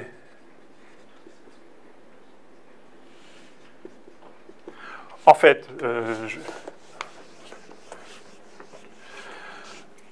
le quadrivecteur impulsion, c'est m fois le quadrivecteur vitesse. Et donc c'est m fois gamma c, gamma v, dans un référentiel quelconque, d'accord? Et donc ça fait gamma mc, gamma v. Et là, vous voyez que du coup, ça, c'est E sur C. Et vous voyez que E, c'est gamma MC2. OK? Bien. Et donc, dans le référentiel propre, c'est MC2. E égale MC2, c'est juste ça. Hein. Bon. Donc, ce que vous voyez, c'est que, en version newtonienne, E égale 1,5 de MV2. Okay? En version relativiste, on a ça. La différence fondamentale ici, c'est que si m vaut 0, l'énergie vaut 0. Un truc qui n'a pas d'énergie, ça ne peut pas en recevoir, ça sera toujours 0. Donc, vous ne pouvez pas lui donner d'énergie et il ne peut pas en donner. Donc ce corps-là, vous pouvez postuler qu'il y a un corps de masse nulle, mais il n'a aucun effet physique, donc ça n'existe pas en fait. Il n'y a pas de corps de masse nulle en physique non relativiste. Ce qu'apporte la relativité, c'est que, en fait, il se pourrait bien qu'il y ait quand même un corps de masse nulle, parce que quand vous faites tendre V, donc ça, vous dire, bah ça fait 0, l'énergie est nulle. Ouais, sauf que si vous faites tendre, si V égale C, ce truc-là vaut l'infini. Donc, ça ne prouve pas que, mais ça ouvre la possibilité qu'on puisse quand même avoir une énergie non nulle, bien qu'on ait une masse nulle. Mais ça implique à ce moment-là que gamma soit infini, c'est-à-dire que V soit C. Voilà pourquoi un corps de masse nulle, ok, mais il doit aller à la vitesse de la lumière. Voilà pourquoi ça n'a rien à voir avec un corps standard, parce que justement, du coup, il n'y a pas de référentiel de repos. Vous ne pouvez pas prendre un corps de masse nulle et vous mettre dans son référentiel. Non. Si vous le mettez dans son référentiel, par définition, sa vitesse est nulle. Si sa vitesse est nulle, gamma n'est pas infini, ou même si sa vitesse n'est pas C, tout simplement. Gamma n'est pas infini, et son énergie est nulle. Si son énergie est nulle, on n'en parle plus. Donc, un corps de masse nulle, il faut faire attention. C'est vraiment un concept complètement différent d'un corps massif, aussi petite soit la masse. Mais, néanmoins, ce que vous disiez, c'est que... ce que vous disiez, c'était quoi d'ailleurs? C'est qu'un corps de masse nulle subit... C'était pour en arriver au fait que du coup, ça peut aussi montrer que la gravité, c'est peut-être la manifestation d'autre chose qu'une force telle qu'on la connaît ici. Tout à fait, tout à fait. Alors donc, effectivement, donc, le fait que la gravité, la force de gravitation puisse être annulée, nous fait nous demander si est-ce que c'est vraiment une force. Alors, tout ça vient du principe d'équivalence qui postule que la masse inertielle est égale à la masse gravitationnelle. Alors, je dis ça postule, c'est bien vérifié, hein, sinon... ça a l'air d'être vrai, je vous dis, au moins jusqu'à la 15e décimale. C'est peut-être vrai de façon absolument absolue. Et pour la relativité générale, c'est vrai de façon absolue. Alors, donc, quand on fait un test du principe d'équivalence faible, donc MI égale mg, on fait un test de la relativité générale. Mais la relativité générale dit que c'est égal pour de vrai. C'est le postulat de base. Et il y a des bonnes raisons pour ça. Voilà. Maintenant, ce que dit Einstein, c'est un petit peu plus fort que ça. Alors, dans ce qu'on appelle le principe d'équivalence einsteinienne, qui est lié à ça, c'est que donc, dans un référentiel en chute libre, il n'y a plus de gravitation. Et ce que dit Einstein, c'est qu'en fait, un champ de gravitation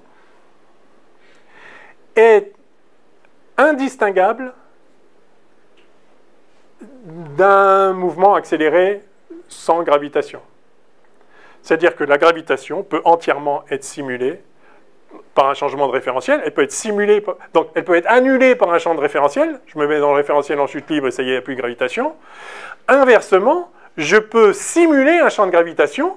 C'est-à-dire, j'oublie la gravitation, je suis dans le vide, le champ gravitationnel est nul, loin de toutes les masses ou réparti de façon uniforme autour, donc le champ gravitationnel est nul.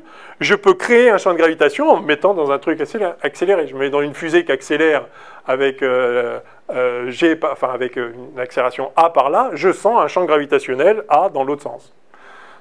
C'est ce qu'on sent tous quand je sais pas, vous êtes dans une voiture qui accélère, vous êtes collé au siège. S'il y avait une masse derrière, ça produirait strictement le même effet. Oui. Mais je suis d'accord conceptuellement, mais comment est-ce que, parce que dans l'espace, par exemple, on voit la manifestation de... on dirait, c'est plus ce qu'on dirait, parce qu'il existe des résultantes physiques, pas des galaxies qui vont se fusionner, des trucs comme ça, des très grandes échelles où c'est que la gravité qui va dominer. Mais, ouais. J'ai quand même l'impression qu'il y a, pas une force, mais c'est assez spécial de dire qu'en fait c'est juste une accélération et qu'en fait la force de gravitation elle n'existe pas. Ouais. Mais il y a quand même des résultats de ça. Oui. Alors, vous touchez à la deuxième partie de la phrase.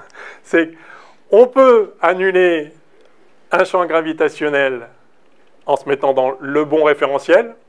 En tout cas, en choisissant un référentiel, le référentiel en chute libre en l'occurrence, on peut annuler la gravitation. De même, on peut simuler n'importe quel champ gravitationnel par une accélération. Et la fin de la phrase, c'est localement. Localement. Qu'est-ce que ça veut dire localement? Ça veut dire que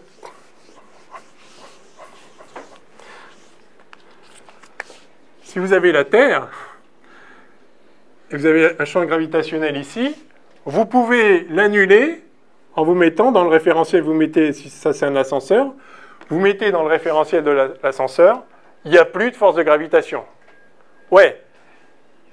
Et ici, vous pouvez aussi annuler le champ de gravitation ici, en mettant dans l'ascenseur en chute libre. Ah oui, mais l'ascenseur en chute libre ici et l'ascenseur en chute libre là, c'est pas le même référentiel, je veux dire. Et puis là, donc là, il faut accélérer par là, et là, il faut accélérer par là. Vous pouvez annuler le champ de gravitation localement, vous ne pouvez pas l'annuler globalement partout. Et effectivement, deux galaxies qui s'attirent. La galaxie qui va vers l'autre, elle, elle est en chute libre en fait. Donc elle ne sent pas de gravitation. D'ailleurs, les étoiles, elles ne se retrouvent pas derrière pendant que la galaxie... Tout le monde tombe avec, il n'y a pas de gravitation. Après, il y a de la gravitation entre elles, mais c'est pareil. Chacune des étoiles, elle va tout droit. Elles vont tout droit dans l'espace-temps, en fait. Hein, on y reviendra. La loi qui dit... la loi d'inertie qui dit que s'il n'y a pas de force, on va tout droit dans l'espace-temps, cette loi-là va rester. C'est fondamental. Simplement, il faudra savoir qu'est-ce que ça veut dire aller tout droit dans l'espace-temps. Il faudra pouvoir définir ça. Mais, oui. Pourquoi ça bouge, en fait? D'où vient de la première impulsion? Alors... S'il n'y a pas de force de gravité, s'il n'y a rien, c'est... Alors, donc, si, ce qu'on voit, c'est qu'effectivement, il y a bien quelque chose. Localement, ça peut s'annuler, mais pas partout.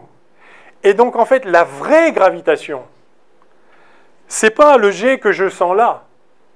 Parce que le jet que je sens là, je suis juste pas dans le bon référentiel. Je suis dans un référentiel où il y a le sol qui me pousse, qui m'accélère vers le haut. Donc la vraie gravitation, c'est pas ça. La vraie gravitation, c'est ce qu'on appelle les forces de marée. C'est la différence de gravitation entre ici et là, ou là. Si vous avez... Donc maintenant, prenons un gros ascenseur qui tombe. Ou alors regardons plus précisément. Donc prenons un gros ascenseur. En fait, le champ de gravitation ici et là, c'est pas le même. Ici, il est plus grand que là. Donc je dis, je me mets dans l'ascenseur en chute libre. Quelle partie de l'ascenseur est en chute libre en fait? Parce que si lui est en chute libre là, et lui en chute libre, c'est-à-dire si je retire les murs qui les relient, qu'est-ce qui va se passer? L'instant suivant, lui, il va être là, lui, il va être là, il va s'être étiré, parce que la force est plus faible là. L'accélération est plus faible. Tous les corps à la même distance de la Terre, enfin disons, dans un champ uniforme, tous les corps tombent...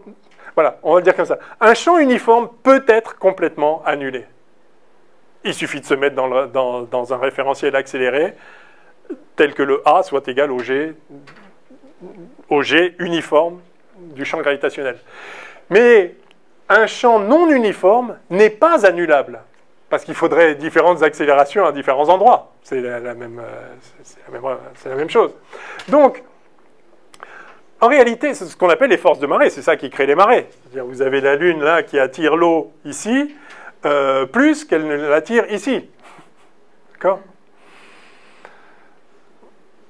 Alors, avec la force centrifuge, ça fait que l'eau, elle prend une forme comme ça, et puis avec la dynamique, ça fait qu'en fait, c'est décalé, mais enfin, c'est les forces de marée qui font que c'est pas la même, gravitation ici et là. Donc, votre ascenseur, en fait, dire qu'il est en chute libre, ça n'a de sens que localement. Parce que ça, c'est accéléré plus que ça. Par ailleurs, en fait, vous avez... chaque corps tombe selon la verticale. Mais la verticale ici et là, ce n'est pas la même verticale, ce n'est pas la même direction. Et en toute rigueur, ce mur de l'ascenseur et celui-là, ils ne vont pas dans la même direction. Lui, il va par là, et lui, il va par là. Ils sont... Donc, l'ascenseur en chute libre, qu'est-ce que j'entends par là? Si je laisse chaque point de l'ascenseur en chute libre, c'est-à-dire je ne le lie pas aux autres, parce qu'il y a des forces de cohésion là qui font que... Si j'éclate l'ascenseur en poudre de points qui ne sont pas liés les uns aux autres, j'annule toutes les autres forces. Qu'est-ce qui va se passer? L'ascenseur, il va s'étirer et il va se comprimer comme ça. c'est l'effet spaghetti. Le champ gravitationnel terrestre tend à comprimer les corps comme ça et les attirer comme ça. Alors, à notre échelle, ça ne se voit pas trop, parce que c'est pas que le champ gravitationnel est fort ou pas fort, c'est l'inhomogénéité du champ qui est forte ou pas forte. Et sur ma hauteur, j'ai pas l'impression d'être comprimé, etc. Parce que sur ma hauteur, entre le champ gravitationnel à mes pieds et le champ gravitationnel à ma tête, c'est quasiment le même. D'accord ? Je varie d'1 mètre sur 6000 km de rayon de la Terre, enfin, c'est rien du tout. Mais vous voyez qu'en fait, donc, un champ gravitationnel uniforme peut être annulé. Un champ gravitationnel non uniforme ne peut pas être annulé. Et donc, la gravitation, la vraie chose qu'il va falloir décrire, qui ne peut pas se résoudre en changeant de système de coordonnées, en changeant de référentiel, ça va être les effets de marée, ça va être les modifications de gravité. Je comprends pourquoi l'ascenseur il s'est formé comme ça, mais pourquoi il se comprime? Parce qu'en fait, si vous prenez un ascenseur beaucoup plus grand, vous voyez que ce point-là, il tombe vers le centre de la Terre, et celui-là, vers là. Et donc, ouais. Et du coup, est-ce qu'on pourrait pas représenter la gravité comme un ensemble de lignes de champ sur lesquelles chaque corps voudrait, un peu comme la force électromagnétique, s'aligner sur le champ? Alors, effectivement, chaque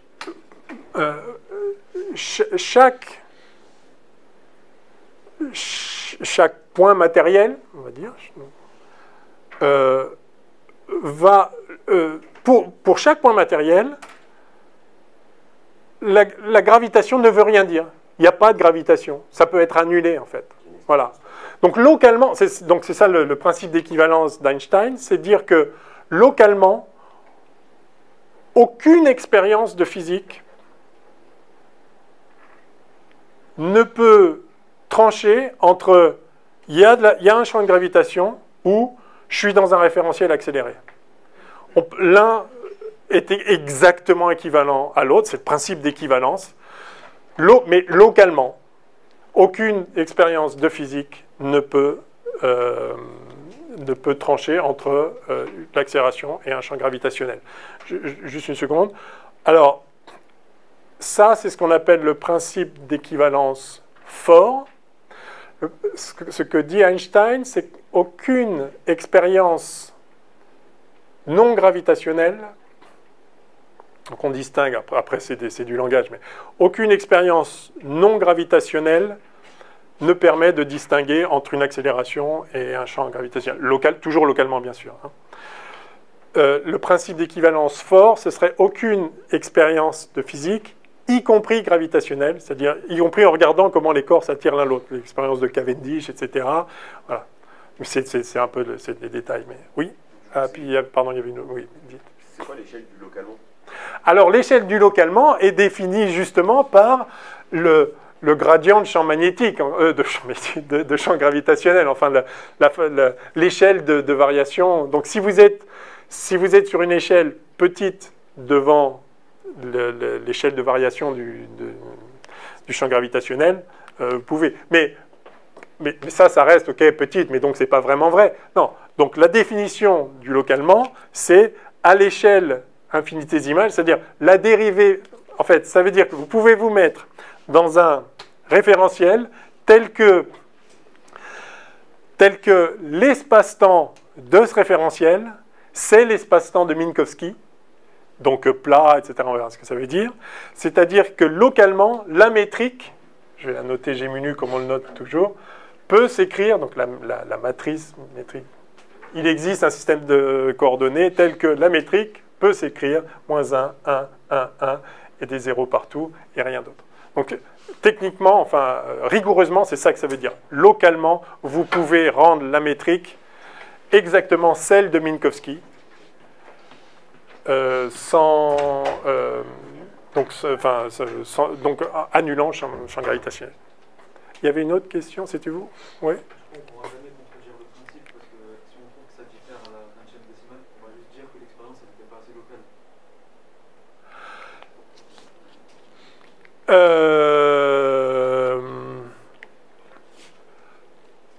Non.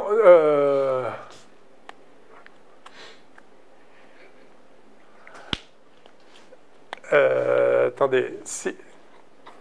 Non, pas... Ah. Oui, mais non, mais sauf que vous connaissez l'échelle de variation. Vous connaissez le champ gravitationnel en 2 points. Si vous mettez... Vous savez combien il varie.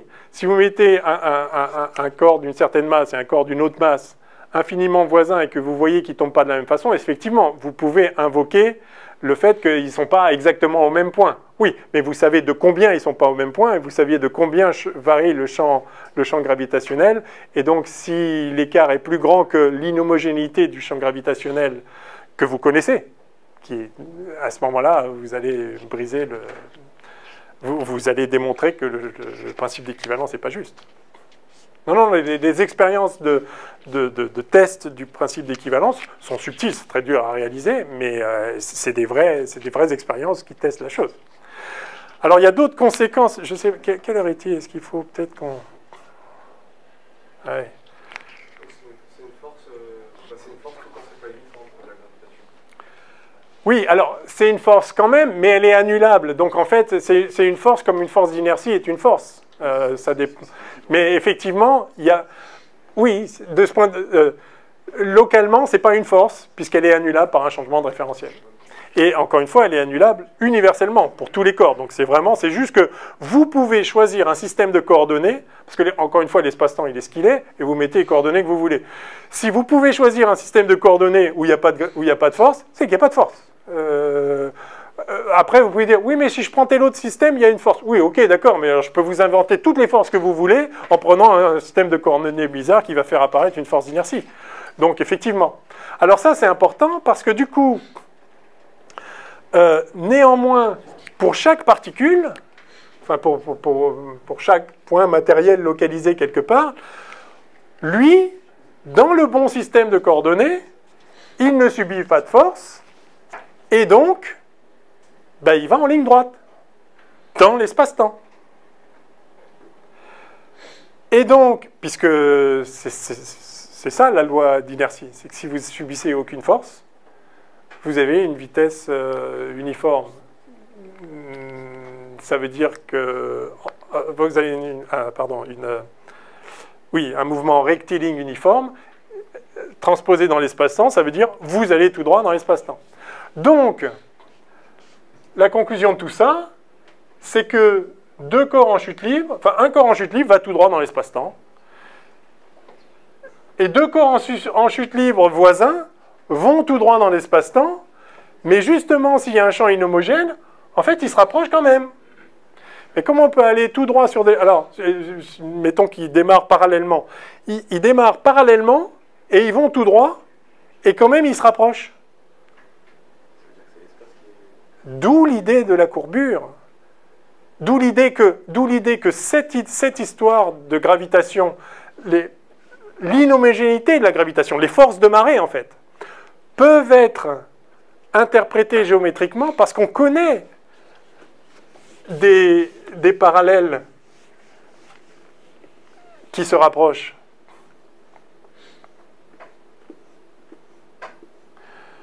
Vous partez de l'équateur en 2 points différents et vous allez tout droit vers le nord. Ici, en ce point-là, donc là, j'accepte de le plonger dans un espace à 3D pour voir que ces 2 vecteurs sont les mêmes. D'accord ?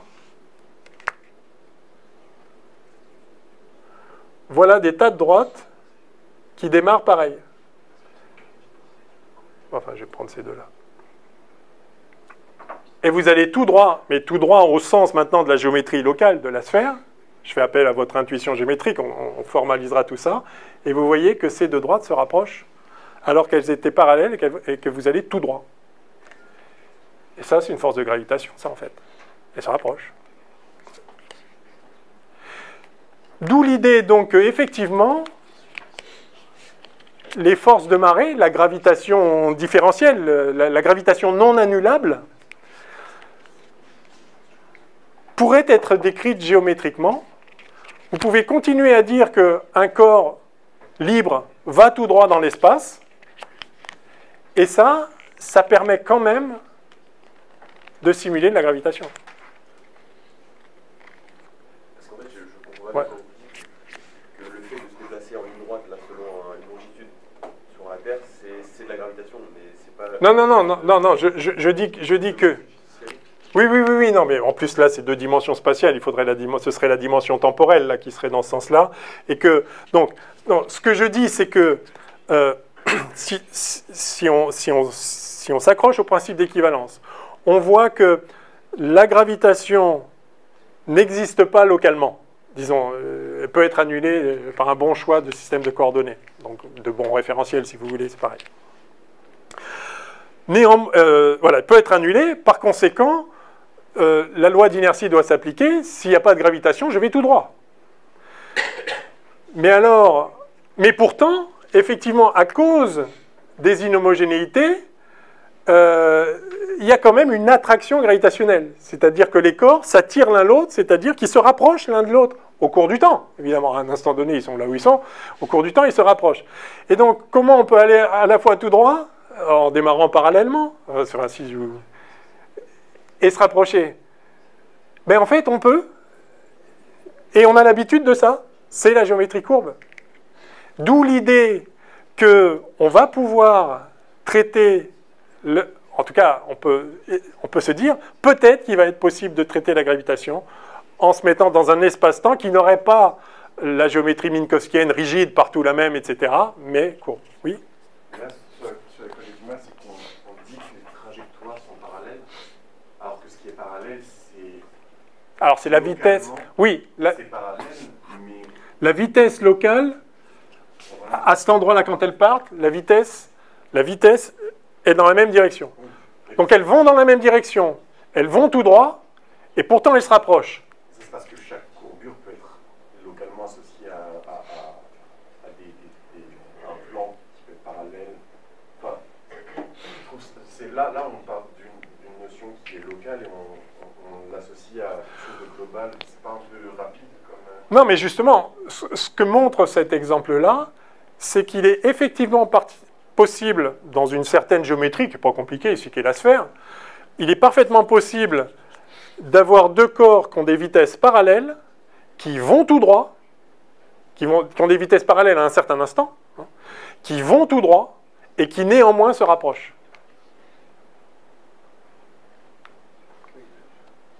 Non? Et qui finissent même par se croiser. Et donc c'est vraiment la géométrie non euclidienne. Hein. Vous connaissez donc le fameux 5e postulat d'Euclide, hein, qui dit que vous vous donnez une droite et vous vous donnez un point. Le 5e postulat d'Euclide dit, donc le postulat géométrique duquel on peut déduire les théorèmes de la géométrie euclidienne, quoi. Hein. Le 5e postulat d'Euclide dit: si je me donne une droite et un point, il existe une seule droite passant par ce point qui est parallèle à la droite. D'accord? Ce postulat, qui nous paraît évident, pendant 2000 ans, un peu plus, les mathématiciens ont essayé de le déduire des autres postulats. Oui, on doit pouvoir montrer ça. C'est évident qu'il ne peut pas y en avoir une autre. S'il y en avait une autre, elle ne serait pas parallèle, elle finirait par se couper. Enfin, donc les mathématiciens ont essayé de démontrer cette chose, ce fait-là, à partir d'autres hypothèses. Ils n'y sont pas arrivés. Ils ont cherché encore. Ils n'y sont pas arrivés jusqu'à ce qu'on découvre au XIXe siècle qu'en fait, ce postulat n'est pas déductible des autres. C'est-à-dire qu'effectivement, il est possible de retirer ce postulat, de dire non, il n'est pas vrai que par chaque point passe une seule droite parallèle à une autre droite donnée. On peut postuler qu'il y en a plusieurs, on peut postuler qu'il n'y en a aucune, et ça n'invalide pas, ça ne rend pas incohérente la géométrie. Donc ce postulat était indépendant des autres. Et ce qu'on appelle géométrie non euclidienne, c'est une géométrie, en particulier, dans laquelle ce postulat n'est plus vrai. Et de fait, par ce point-là, vous donnez cette droite-là, ça c'est une droite de l'espace, par ce point-là. Oui, si vous définissez parallèle comme deux droites qui ne se coupent jamais, voilà, c'est ça, eh bien, il n'y a pas de droite parallèle qui passe par ce point qui soit parallèle à celle-là. Et du coup, les trajectoires qui ressemblent à des latitudes, ça compte pas comme des droites? Non, ça, ce ne sont pas des droites. Et de fait, si vous voulez aller de là à là, c'est plus court de faire ça. Donc, il y a une définition d'une droite Alors, voilà, on verra. Donc, on peut le définir comme c'est le chemin le plus court, mais pour ça, il faut une notion de distance, et c'est comment on fait. Ou c'est un chemin dont le vecteur tangent est toujours le même tout au long. Et ce qu'on verra, c'est qu'en relativité générale, on peut définir une notion de droite indépendamment des notions de distance, juste avec ce qu'on appelle une connexion. Et puis, on peut aussi définir une notion de produit scalaire avec ce qu'on appelle la métrique, qui permet de faire des produits scalaires entre vecteurs, qui permet d'en déduire des normes, etc., et d'introduire une notion de distance. Et en relativité générale, c'est ce qu'on appelle la connexion de Levi-Civita, on y viendra, on fait en sorte que ces deux notions coïncident. C'est-à-dire que le chemin le plus droit en sens de la direction des vecteurs, enfin le chemin droit, la droite définie en sens de la direction des vecteurs, et la droite définie en termes de chemin le plus court, dans l'espace-temps bien sûr, sont la même chose. Et ça impose, ça fixe de façon unique la connexion, la manière dont on relie les vecteurs entre un point et un autre, etc. Bon, on y viendra. Dernière question? Non? C'est bon? Ah, c'était vous, pardon, oui? Ça revient avec ce que vous venez de dire, c'est la notion de longueur, on ne peut pas la définir à partir de la métrique et trouver un invariant, comme on le fait avec la métrique de base. Non, parce que si vous cassez la géométrie plate qui vous permet d'avoir un espace affine, vous ne pouvez plus définir un vecteur entre un point et un autre. Parce que, si je fais à la surface de la Terre, ça c'est un vecteur, ça? D'accord? Admettons que ce soit un vecteur, et deux fois ce vecteur, c'est quoi alors? C'est celui-là que vous allez me dire. Ouais, d'accord, maintenant si je vous fais une surface un peu zarbi comme ça, deux fois ce vecteur, c'est celui qui remonte. Enfin, vous voyez bien que il n'y a plus de notion de vecteur entre un point et un autre. Et par ailleurs, donc si vous dites, ok, ok, ça c'est un vecteur, ok, et en ce point-là, c'est quoi le même vecteur? Vous ne pouvez pas dire ce vecteur-là, si vous faites le même vu de l'espace 3D, il n'est même pas sur la sphère si vous le mettez ailleurs. D'accord? Donc, vous ne pouvez pas définir un vecteur entre deux points parce que juste, cette structure n'est pas présente dans l'espace. On va parler on va reconstruire l'espace en rajoutant les structures petit à petit. L'espace, c'est d'abord un ensemble de points, mais c'est un ensemble de points avec une notion de voisinage. Il y a un sens à dire que ce point-là est proche de celui-là, etc. Donc on va construire une topologie. Après, on va introduire une notion de différenciabilité sur l'espace qui permet de dire que... Alors, la topologie vous permet de dire qu'une trajectoire est continue. Après, si vous voulez que la trajectoire soit différenciable, et on voudra qu'elle soit différenciable, enfin que ça a un sens de dire qu'elle est différenciable, puisque les lois de la physique sont écrites avec des lois différentielles. D'accord, donc il faudra, à chaque fois, on va rajouter des structures qui nous permettent de parler de continuité, qui nous permettent de parler de différenciabilité, puis de longueur, puis etc., puis de direction, enfin voilà.